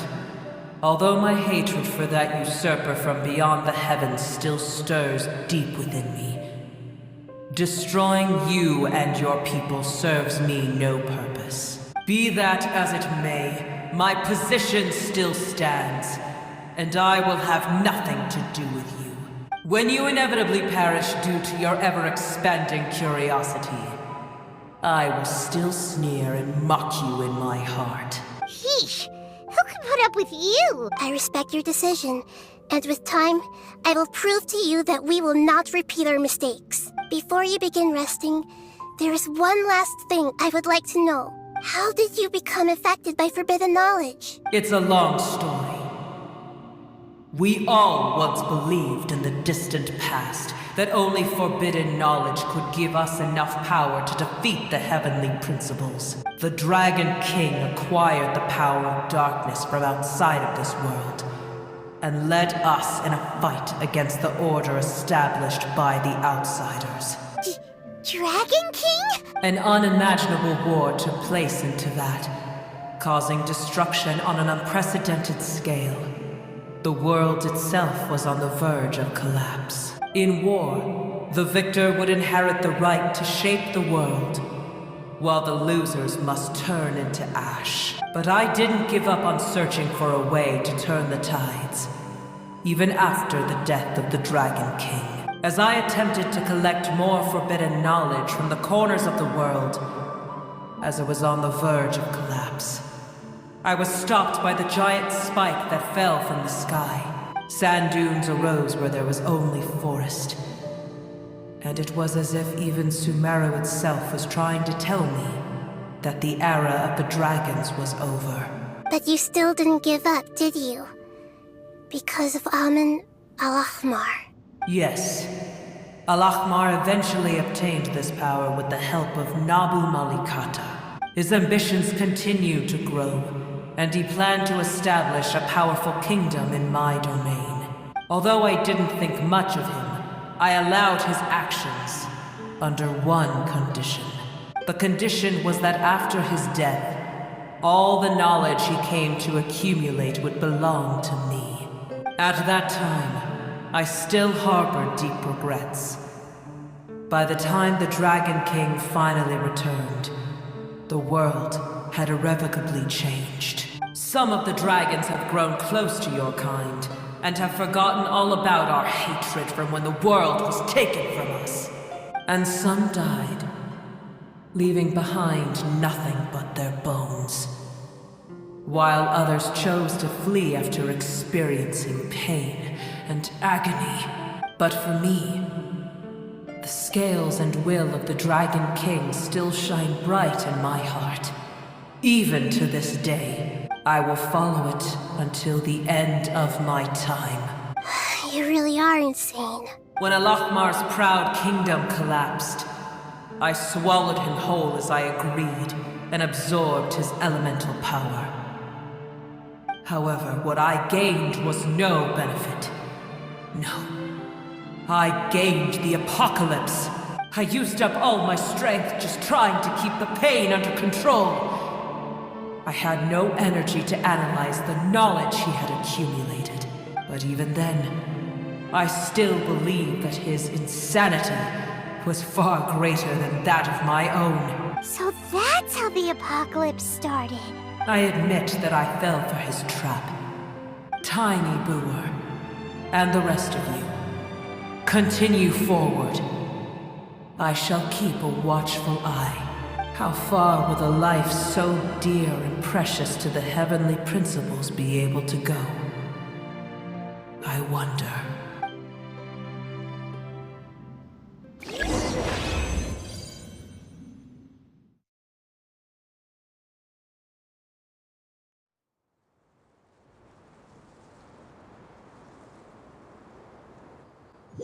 Get that young lady's perseverance. Inaya would almost certainly mature in the presence of such a person. There are no parents who do not worry about their children. I suppose she managed to hit a weak spot of mine. Never mind. I do not have the right to say that. You're already here, so you might as well go see her. No, that is not necessary. I will take my leave after the show concludes. Do not tell her that I was here. Come on. Who knows if you'll get a chance like this again? But... Huh? You said you were going to make peace with your past. Show your father how much you've grown. Don't be nervous. Everyone at Zubair Theater has your back.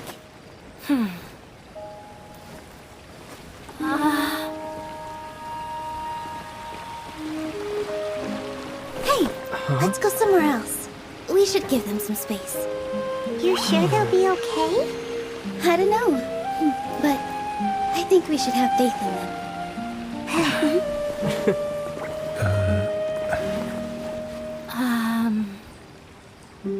Yes, Inaya. I have something for you. I'm still learning. It's hardly a masterpiece, but it's yours, if you'll take it.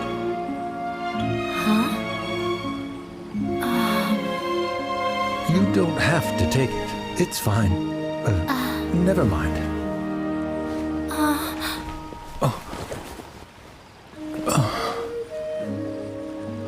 Let's have a heart-to-heart. Father. Like father, like daughter. They're both so awkward with their feelings. Yeah. She probably would have snuck away as well if I didn't drag her back. Do you think they'll be able to reconcile? I'm not sure. A complete reconciliation may also not be the best thing for them right now. All those years of arguments and misunderstandings can't be settled overnight. It might be best if they continue to keep some distance for now. But no matter where their hearts and bodies may be, they will always be family. All I wish for them is to be able to one day tap into the warmth of that bond. Oh, by the way, everyone's really thankful to you for helping out with the debate. So we made you a little something. Hope you'll like it.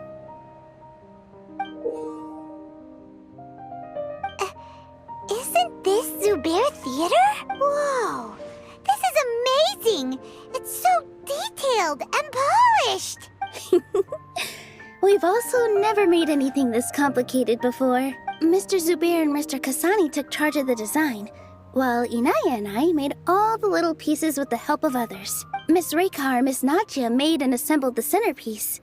As adventurers, you two will doubtlessly travel to many more lands and see many more things. That's why we hope that your time at Zubair Theater will become a fond memory of your journey. You two are welcome back anytime. We'll come back and watch you dance whenever we get the chance. You're welcome.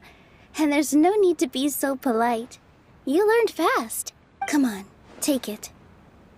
This is the story of you and me. It's a tale that I'll never, ever forget.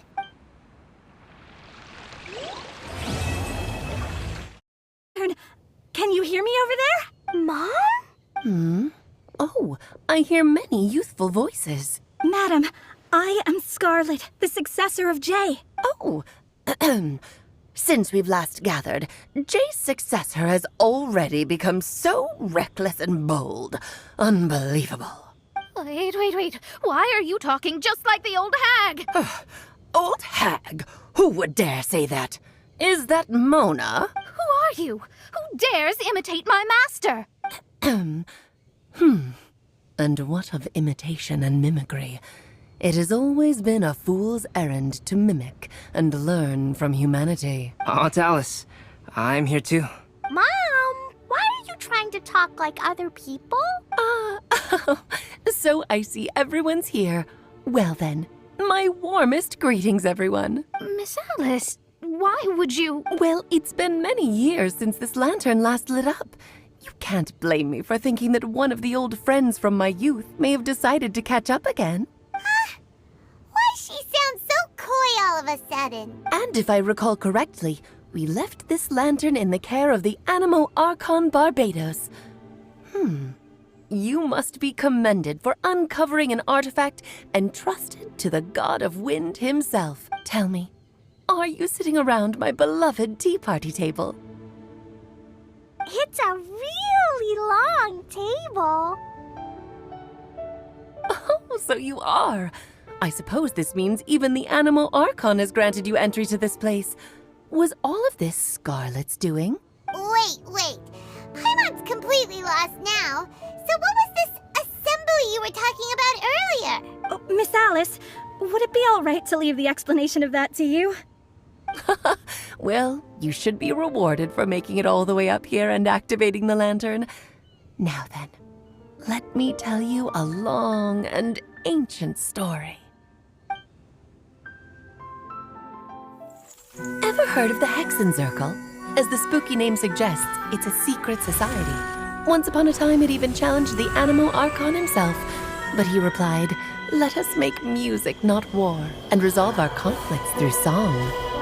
From then on, the mages would only ever convene in the woods, in the skies, or on the edges of cliffs. At these tea parties, they discussed their stories and secrets and resolved their differences, as the tea and cakes bore witness to their pledge never to fight amongst themselves. Yesterday, I snuffed out the life of my beloved. He had grown old and was extremely sick. He loved me dearly, so I took his fate in my hands and ended his pain. I'm raising a son. Of all the children I had, he's the only one left. But I suppose that still makes me a mother. My lifespan is nothing compared to yours, so I wish to leave you with my storybook. Actually, maybe you can pass it on to your children one day. Oh, this looks interesting.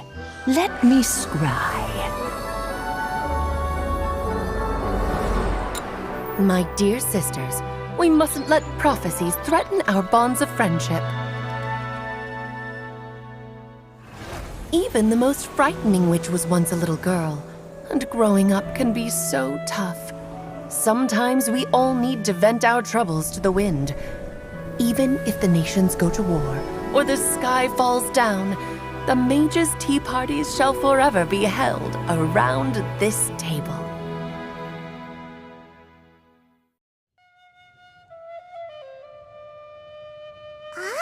So this is where the legendary mages held their meetings. That's right.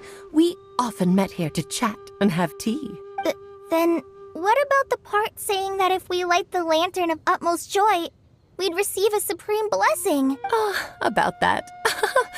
I never expected anyone other than Jay to actually read the full contents of that prophecy. It's a little embarrassing. The truth is, that prophecy was actually just a letter that we sent to Jay as a group the day before her wedding. So it was indeed written by all of you? I must thank you for resisting the urge to immediately reveal the truth to everybody, Albedo. Knowing you probably figured out everything the moment you laid eyes on the message. No, it took me a little longer than that. A flower that is not of this world, a guide who will never get lost, one who would never lie, and a legend that never ends. When a member of the organization had to leave the group to spend the rest of her days with her beloved, the other mages would write down this prophecy and send it to her to invite her for a final get-together. A flower that is not of this world signifies, of course, flowers that do not naturally exist in this world. This is the signature of our full name, Rhine Daughter, also known as Gold. If there's anyone in this world who could create a flower species that does not yet exist, it would. The guide who will never get lost is N, otherwise known as Nicole. You may not have encountered her yet, but she is a truly extraordinary woman who has made this world's direction and order her subject of study. Some of you may be fortunate enough to have already heard her voice. Like a prophetess, she will only speak to guide people toward the truth when a change has occurred in the world. She has a tendency to suddenly speak in someone's mind without any warning. If one day you would be unfortunate enough to run into a truly dangerous situation, she may use her voice to guide the way forward for you. Who would have guessed that there are so many mysterious women in this world, and that they would all know each other? The one who would never lie is me. I hope no one would take offense. It's just that I, Alice, or A for short, have always had a soft spot for those with sincerity and candor. As for a legend that never ends, you may not know M in person, but you've likely encountered one of her works. Have any of you ever read The Boar Princess? Huh? I'm pretty sure every child in Mondstadt has read that book. It's also one of my favorite stories. M was an exceptional human writer who used her prose to teach me the meaning of grief. Don't you think such a person would deserve a seat at the mage's table? Paimon's getting more and more lost. It may sound hard to believe, but I can attest to everything that Alice has said. Jay was also a mortal who aged and passed on, leaving her title to her students and followers. Alice, you've never acknowledged any of Jay's successors. It's now been centuries since the first of us took on her mantle. I've always wanted to meet you. Do you also want to become a mage? Title aside, I think I'm more interested in the meaning and purpose of the Hexen Circle. I used to think that the Hexen Circle was a group of women who could control the very fate of this world.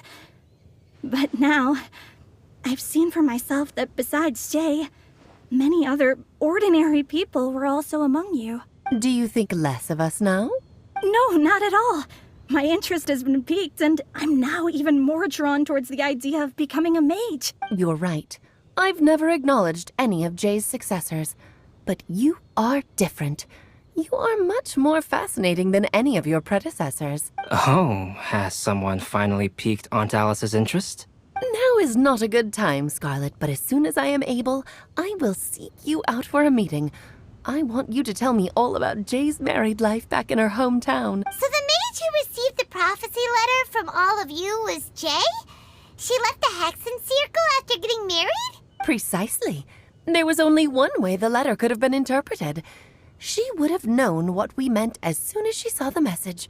We were just asking one thing of her. Please come to see us again. Before you go and settle forever with your happiness, please come share some of it with your best friends and sisters. So, the Supreme Blessing actually meant... All journeys are fleeting and will eventually come to an end. What will give us the most fulfillment and happiness in the end are those who will greet us at our journey's destination. Dear child, I believe you can also understand what I am talking about. We women will always have many troubles and encounter pains and frustrations that will keep us up at night. But no matter how hard things may become, we will cross mountains and oceans to see our best friends again, regardless of how many years have passed or how far the distance may be. As long as we can be with our beloved friends, our hearts will be filled with joy. To us mages, that's what being supremely blessed is all about. Oh. I still don't get it, but I do know that all the mages are Mom's best friends. If you ask how I see it, the Hexen Circle is just a group of ladies that I spent my youth with. Anyway, I'll introduce some of the other members to you all later. I still have a few things to attend to, so this will have to do for today. Todoko says bye too. Goodbye, darling, and farewell to all of our other friends as well. I'm sure we'll see each other again. Oh, now that I think of it, Isn't it getting close to that time of year? Yes, it's wind bloom again, Alice. It's also a special anniversary date. I'm sure you still remember. Yes, I do remember now. It was on this day many, many years ago that Jay tied the knot. Oh, just in time for the Festival of Love and Freedom. Everyone, please enjoy this year's Windbloom Festival to the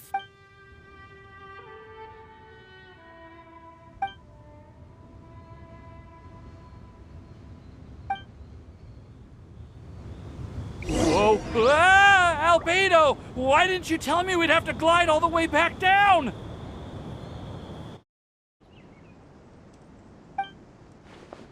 Representing Amorta, Tainari!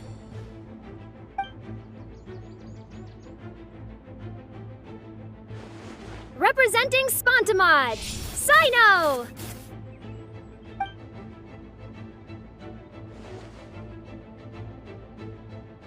Representing Ratawahist, Layla!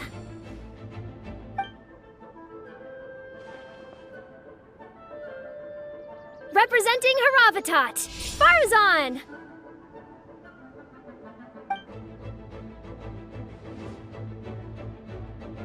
Representing Kasharawar, Kave! And for Vahumana... Is Vahumana's representative not here yet? These introductions are pointless. Let's just get this over with. Wait a sec. Why is he Vahumana's representative? Finally! Our final contestant is Vahumana's representative, Hat Guy! Oh, so that's Hat Guy. I think I've seen him before. You know who he is? I've heard that he's a researcher from a different country who nominally belongs to Vahumana. Word is that he's written a lot of political analyses. His manner of speech hasn't made him popular amongst most other Vahumana researchers, but his comings and goings are quite irregular, so he doesn't interact with others much. Aside from his more controversial aspects, his perspectives are considered quite incisive. Vahumana has seen a dearth of new talent lately, and some of its existing ones are not currently at the academia, so I suspect he might have been their only option. It's just kinda weird. He doesn't seem like the kind of guy who'd participate in competitions like this one. Now that we have our 6 contestants, the championship will soon begin. Who will triumph this time around? Hold on to your hats, because we're all on this ride together. Huh. We really do know a lot of the contestants. Oh, right. We're guest commentators, aren't we? So figuring out everyone's reasons for participating is in our job description. Let's go ask them when we go say hi. Especially him. Paimon still thinks it's weird that he's here.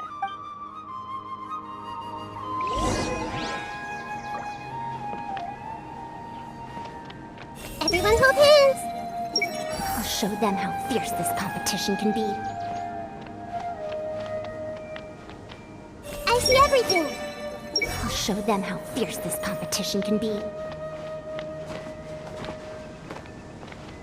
Hey! With that prize money, I'll be able to move out of Alhatham's place.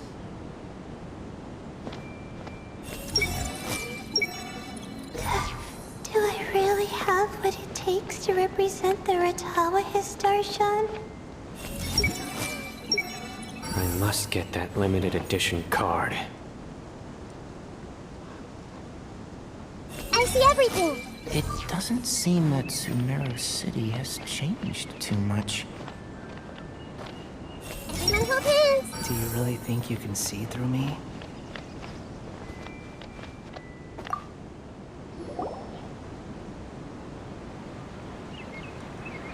We meet again, you two.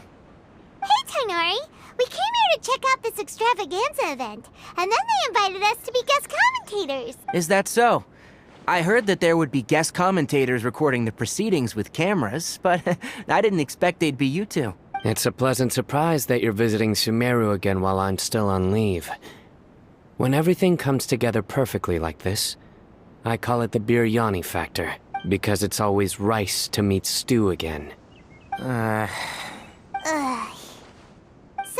Tainari, you're representing Amurta, was representing Spontamod, but haven't you both already graduated? Can alumni also take part in a competition? I had wondered the same thing. When I was told the news, I was actually more shocked than you are now. I later found out that anyone who has been a part of a particular darshan has the right to participate. Graduation status has no effect. So that's a rule, huh? There are some restrictions, though. For example, sages cannot participate. Any given person can only participate in one instance of the championship, and so on. That's right. Also, there are two methods by which the darshan representatives are chosen. One is self-nomination, and the other is to be recommended by over half of one's darshan. You must have been a case of the latter, Tainari. I heard that quite a few of your juniors petitioned for your candidacy. Sometimes I wish I could clap a few of them over the head and tell them to spend that time on studying instead. Well, you can, but after some consideration, I realize this could be a good opportunity for me. Next month, we're having a public lecture on ecology at Gandharvaville. If I participate in this event, I might be able to utilize its popularity to promote the lecture. I'm not that concerned about becoming the champion, unlike someone here. Yes, I'm using the last of my leave for this. When I heard that a limited edition Genius Invocation TCG card was one of the prizes, I signed myself up. This year's card is a rare one indeed. It would be a shame if I missed out on it. Wait, is it some kind of super powerful card? No, it's a very common one. But it has a holographic layer. So what's the point? It's very cool. Paimon meant apart from being very cool. That is reason enough. I shall do my all to emerge victorious and add it to my deck. As someone who doesn't play cards much, I can't quite relate. But it isn't surprising that everyone has their own reasons for taking part in the tournament. Fair enough. Alright, let's go find someone else to question.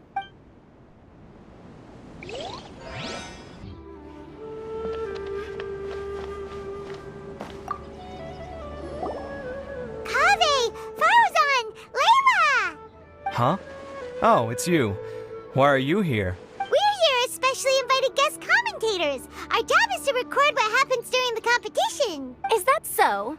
In that case, I'll have to trouble you to catch the moment of my triumph on camera. Remember to shoot from behind at a lower angle. You know, to capture a seniors class. Don't get ahead of yourself now. Victory will obviously be mine. You're far too young to even consider challenging me. Kasharawar or Ratawahist, you're all children as far as I'm concerned. Actually, I was going to ask, how do you know me, Madame Faruzan? Huh? You don't remember? I sometimes see you in the library at night. You even waved at me. What? I don't remember doing that at all. Huh. How strange. However, this is not the time for curiosity. I am Faruzan, a household name in Haravatat. You are Layla from Ratawahist, I presume? Yes. Good. Then we are officially introduced. See? Simple as that. I like respectful ones, by the way. Would you like to join my research group?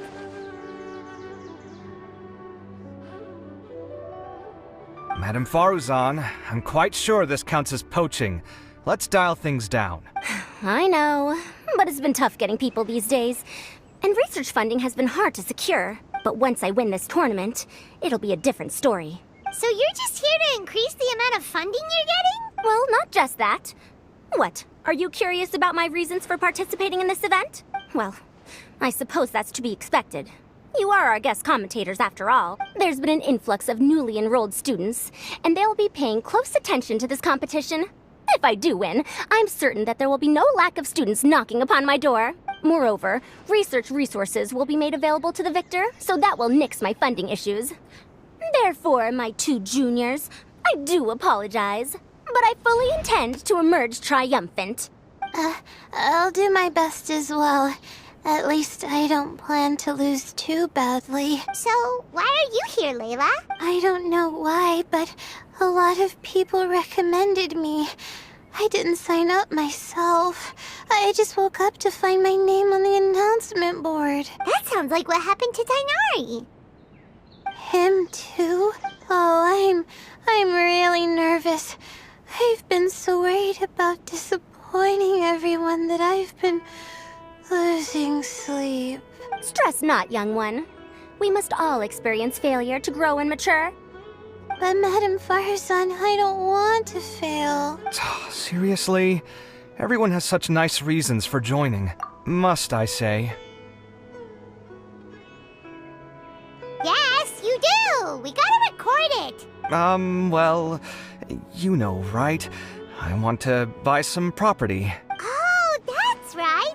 You want to move out of Alhaitham! What? Alhaitham? What about him? This has nothing to do with him. Oh, right. Sorry, Paimon has no idea what she was talking about. So, you want to use the grand prize to buy a place, right? Correct. Also, my father took part in the Interdarshan Championship when I was young, but he didn't win. Once I do, the right to wear that diadem will be mine. In a way, I'll be helping my father fulfill a dream of his. That's not a bad reason at all. You have ambition, youngster. Although your chances with me here aren't great, I believe your father would be most proud if the diadem of knowledge were bestowed upon you. Not that he'll have the chance to celebrate. My father passed away many years ago. They say he ran into quicksand while traveling in the desert. For you to have experienced such a thing, that must have been tough for you. It's all in the past now, and life goes on, doesn't it? All right. Earlier, you said that you want to use the prize Mora to purchase a home. Where do you live now? Do you live alone? Well... I also heard you mention Alhaitham just a moment ago. Isn't he also from Haravatat? Are you two hiding something from me? No, of course not! Why would you think that? Paimon's definitely not involved either! We're gonna go interview other contestants now. Bye!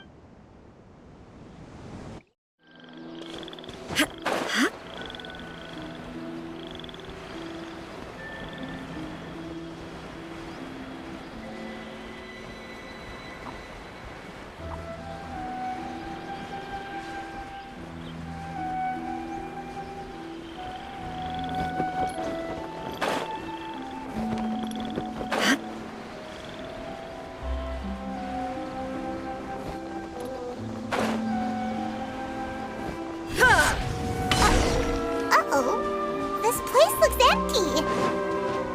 Did someone already take it? Well, we might as well head back and see if anyone's turned it in.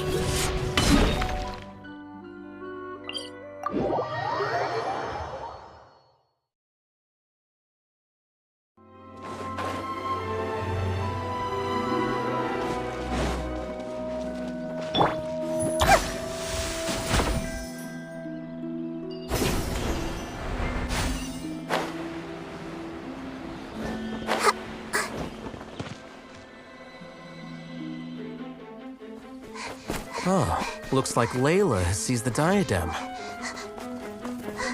But getting to the goal won't be easy.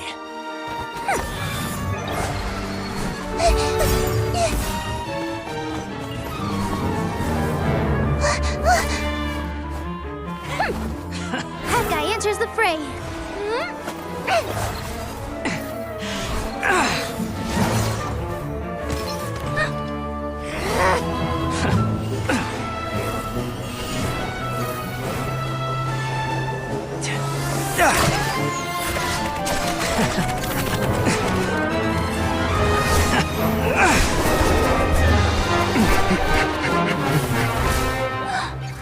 Farazan's device has gone haywire.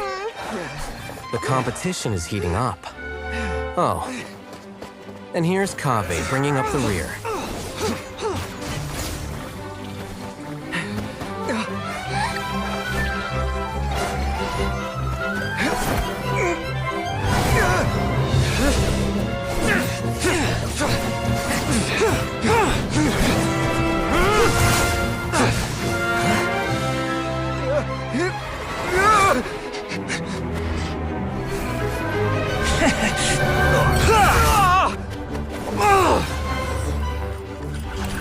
It's Kaveh's toolbox! Throwing the diadem to its owner!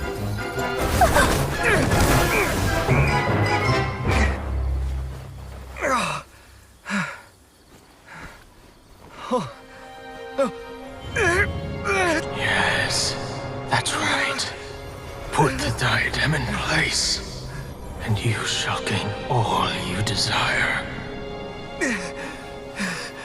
Who are you? I need you to get out of my head! I am confident that you will not disappoint me.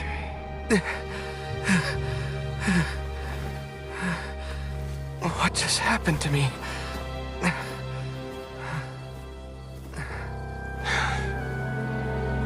Something's wrong.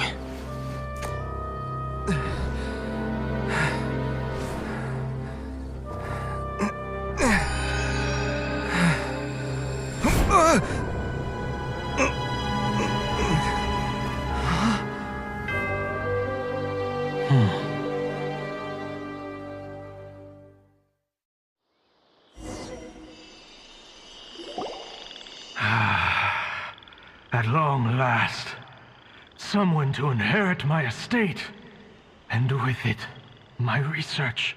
Come, Kaveh. Come to me, my child. How do you know my name? Who are you? I am Sachin. Well, to be precise, I am but a fragment of Sachin's mind. Fate is a curious thing. Seeing you reminds me of another I once met. But you are made of sterner stuff than he. More cognizant of the trials and tribulations of this world. It is you who are worthy to inherit all that I once owned. We meet for the first time, children. But what I mean to say now is of utmost importance. So please, pay attention and bear witness. You have all performed outstandingly in this Interdarshan Championship. The Academia has many rare talents among its ranks, and you are the creme of the creme. But if I were to choose a successor, I would choose you, Kaveh. Not only because you were victorious, but also due to our similarities in character. Me? Similar to you? Why, yes. Both of us have the misfortune to be idealists. And that is the source of our misery. 28 years ago, I came to the desert and lived there for 8 full years. What do you think I saw there? Alas, endless strife and slaughter, conflict over water sources, robbing of merchant caravans, exploitation of the people relentlessly, day after day. Beyond the wall of Samiel lay a completely different world from the one I knew. The things I witnessed there tormented me greatly. I wished desperately to find a way to save them. So, did you find a way? As a Vahumana scholar, I tried to use Vahumana knowledge to find the answer. I researched history and anthropology, performed countless experiments on human nature, and even sought out the scholars living deep in the desert who called themselves the Lost Darshan. But in the end, I found that the answer I sought simply did not exist. It was not possible to simply assign blame for these transgressions to any one party, for the sins are carved into humanity's very nature. Our nature begets conflict, and conflict begets destruction. This is the inexorable truth. The aim of my research was to draw lessons from history. But what I discovered was that history offers no such guidance. Things can only ever go from bad to worse. After this realization, I could no longer see the meaning in anything that I had ever learned. Consumed by an overwhelming sense of emptiness, I could no longer bear to face life. And so, I decided to bring my life to an end. But before I went through with it, a strange twist of fate led me to come into the possession of this diadem, which has the ability to preserve part of one's consciousness. Into it, I placed my experiences before requesting that the Academia manage my estate. As I thought, the contract you signed with the Academia was in essence your will. But if you'd given up hope on this world, why did you feel the need to do this? I mentioned that I have performed a great many experiments concerning human nature. You may regard this as the very last experiment of them all. The Academia has no shortage of genius talents, nurturing the brightest minds of every generation. And so, with a handsome reward to draw out the worthiest of individuals, my hope was that one day I would find one who could untangle the mystery of human nature once and for all, and help to move the world onto a better path. I see. So you desired a successor who was not only a genius, but who also understood the suffering of ordinary people. Such a person would have a clearer understanding of humanity, society, and the world. Huh? But did you ever consider that wealth numbs the human heart to the pain in the world? Even an idealist may be incapable of following through on your wishes after inheriting your wealth. You are highly intelligent, yet you are not the sort of person who would understand my line of thinking. To me, this is also part of the experiment. Part of my investigation into human nature. Whether my successor suffers as a consequence of my research, or succumbs to an indulgence in pleasure-seeking, my research will have progressed. I grieve the fundamental sickness of the world. I regret the unbearable weight of its history. And I lament the research that I failed to complete. And this, Kaveh, my dear child, is why you will be of great utility to me. You're absolutely certain that you want to give me everything you owned? For me to do with as I please? I have faith in what I see in you. Now wear the diadem, Kaveh, and complete the journey that I could not.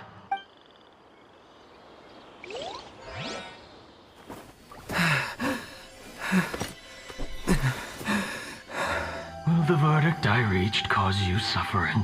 Or will this newfound wealth numb your heart? I look forward to your answer. All of my research materials are being stored at our... Huh? I've heard enough! My life's enough of a mess already. The last thing I need is more suffering. Keep your Mora. I don't need it. Didn't you say that you saw a lot of people in pain? Well, if that's the case, then your wealth can go to them.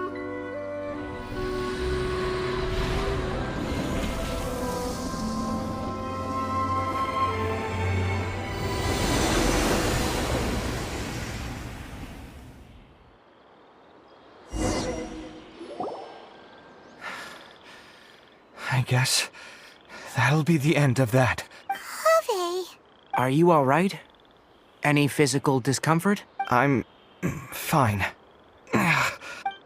Thanks, Tainari. Don't worry about me. Don't push yourself too hard. Kaveh. Kaveh may have broken the diadem, but he successfully completed the task prior to that. According to the rules, this makes him the victor of round 3. Points-wise, this also makes him the winner of the Interdarshan Championship. As the champion and Sachin's personally designated successor, Kaveh has obtained the rights to inherit the entirety of his estate. For the avoidance of doubt, can you confirm that it is your intention to donate all of Sachin's wealth? Like I said, he thought that the world is a bad place. Well then, let's use what he left behind to change it for the better. Rejecting the world will achieve nothing. He and I, we're not the same. All right. As the scribe, I will make a record of this incident on file. The sages will contact you in person for details on how exactly Sachin's estate is to be used. That sounds fine. I don't know if his research findings were right, nor would I know how to finish his research for him. But what I do know is that by ending this here, no contestants will have to suffer. We won't be the last. There will be more championships to come, and countless future scholars will follow in our footsteps. Sachin's words can only cause pain, but not anymore. No one else has to hear them now. We're all scholars here. I know full well that shutting down his views like this is autocratic and arrogant. Fine by me. I'll bear that responsibility. It's the least I can do. And, well, it's the only thing I can do. Well said.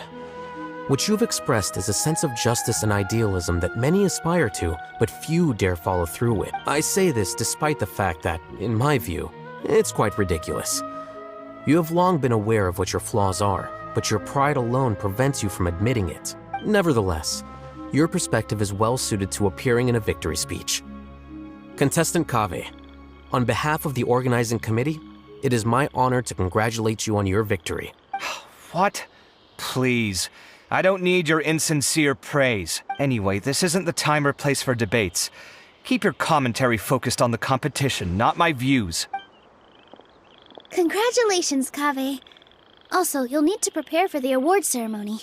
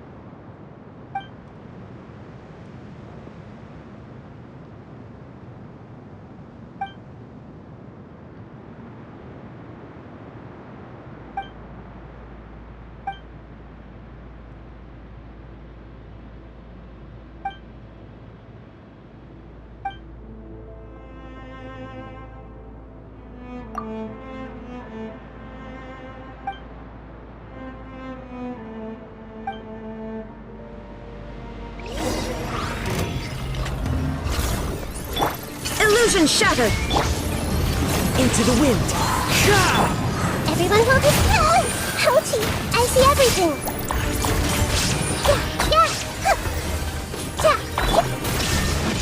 Inazuma shines eternal!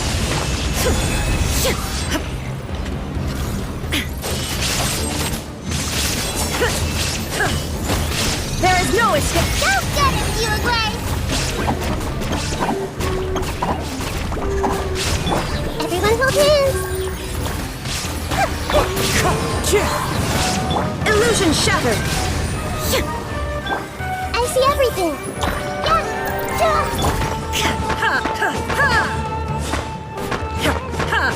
There is no escape! This might hurt a little.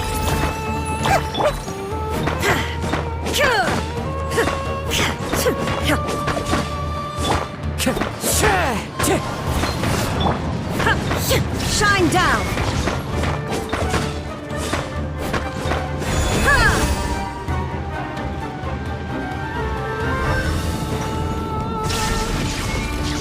Share my knowledge! Clouds high, the birds call! There is no escape! Now you shall perish!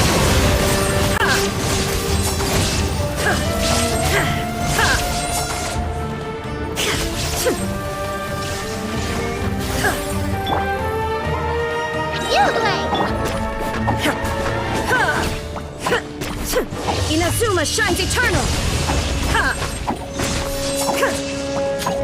Illusion shattered!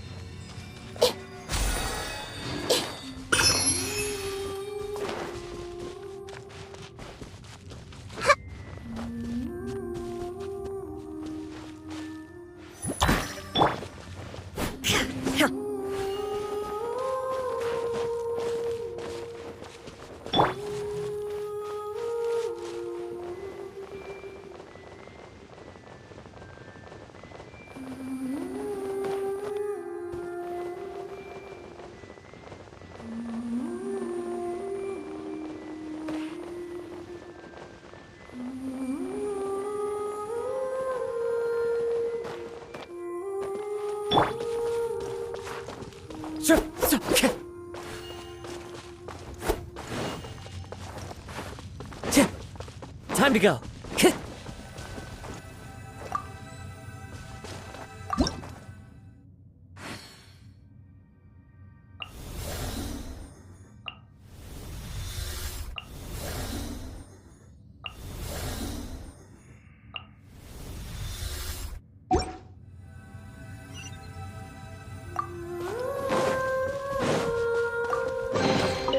Brings a smile to my face.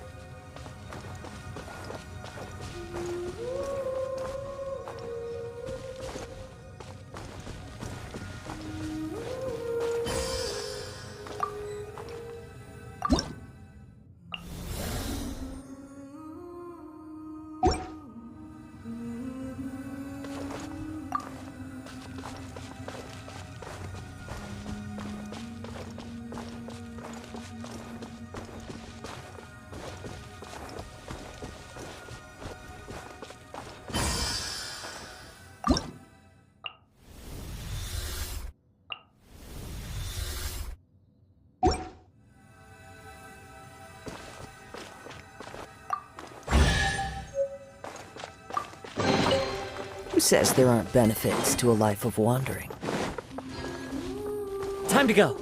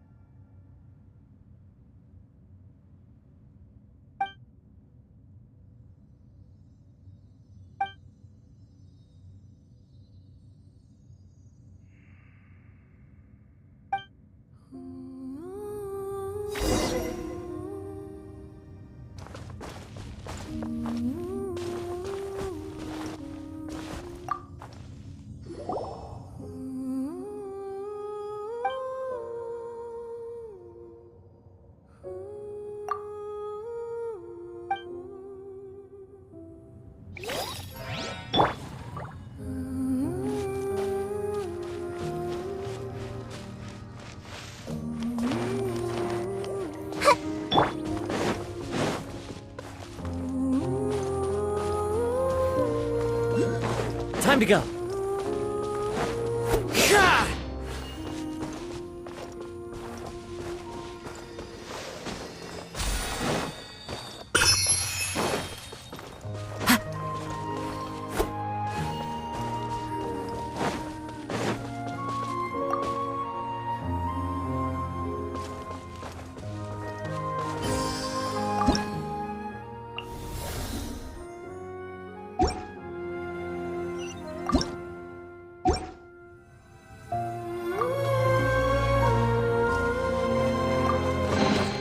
Brings a smile to my face.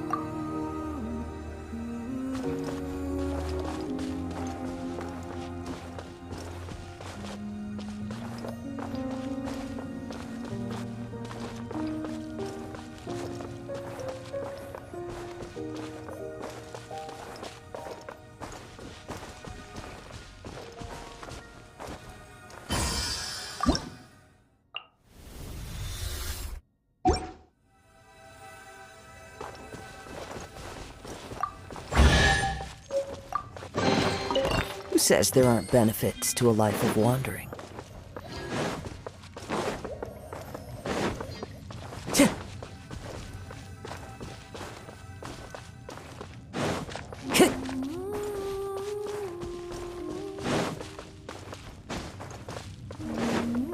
Time to go.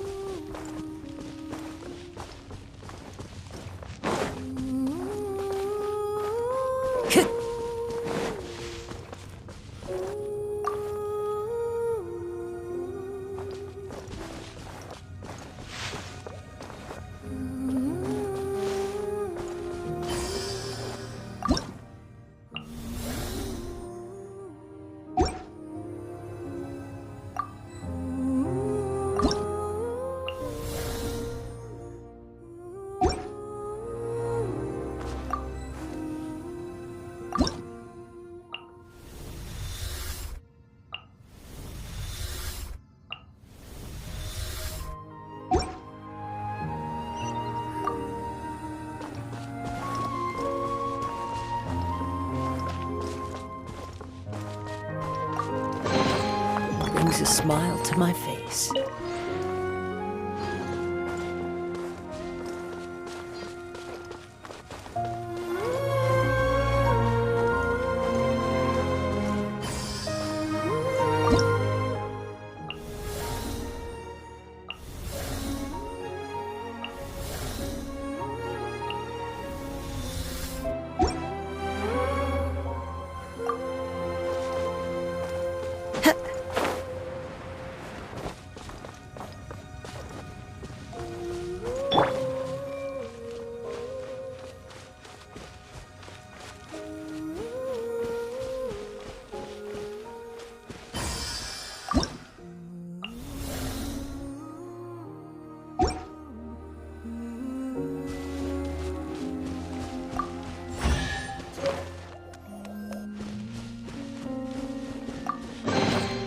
Find anything you like?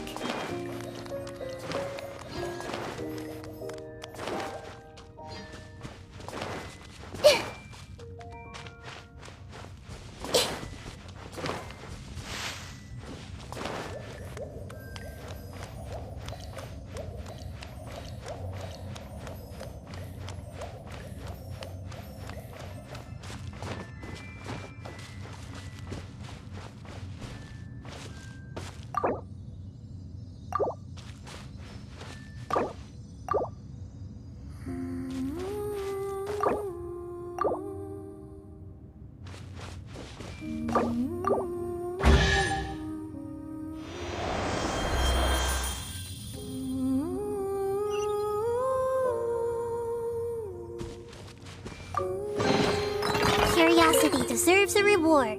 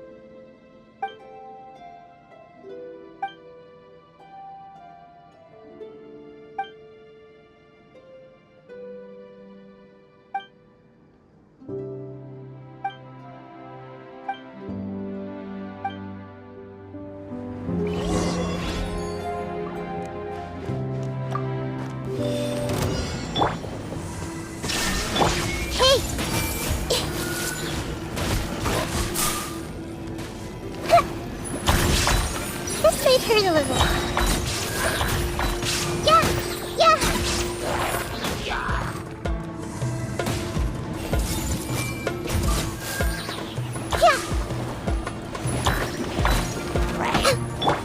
Don't be scared! Everyone hold hands! Shine down! Yeah! Grow, grow, grow! Yeah! Yeah!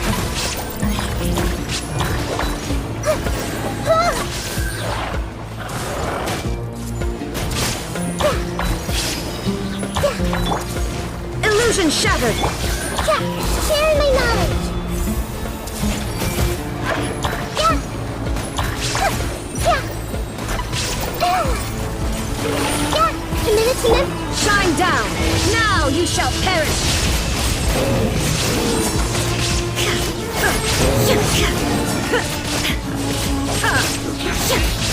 Illusion shattered! Make yourselves at home! I see everything! Witness the power of Guhua! Stay put! Shine down! Hey!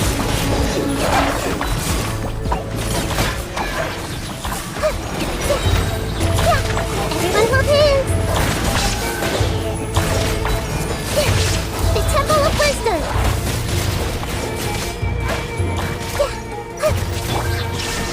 Inazuma shines eternal!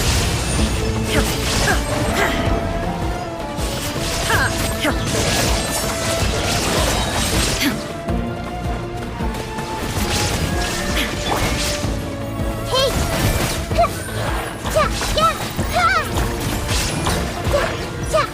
Share my knowledge! There is no escape! Grow, grow, grow! Yeah!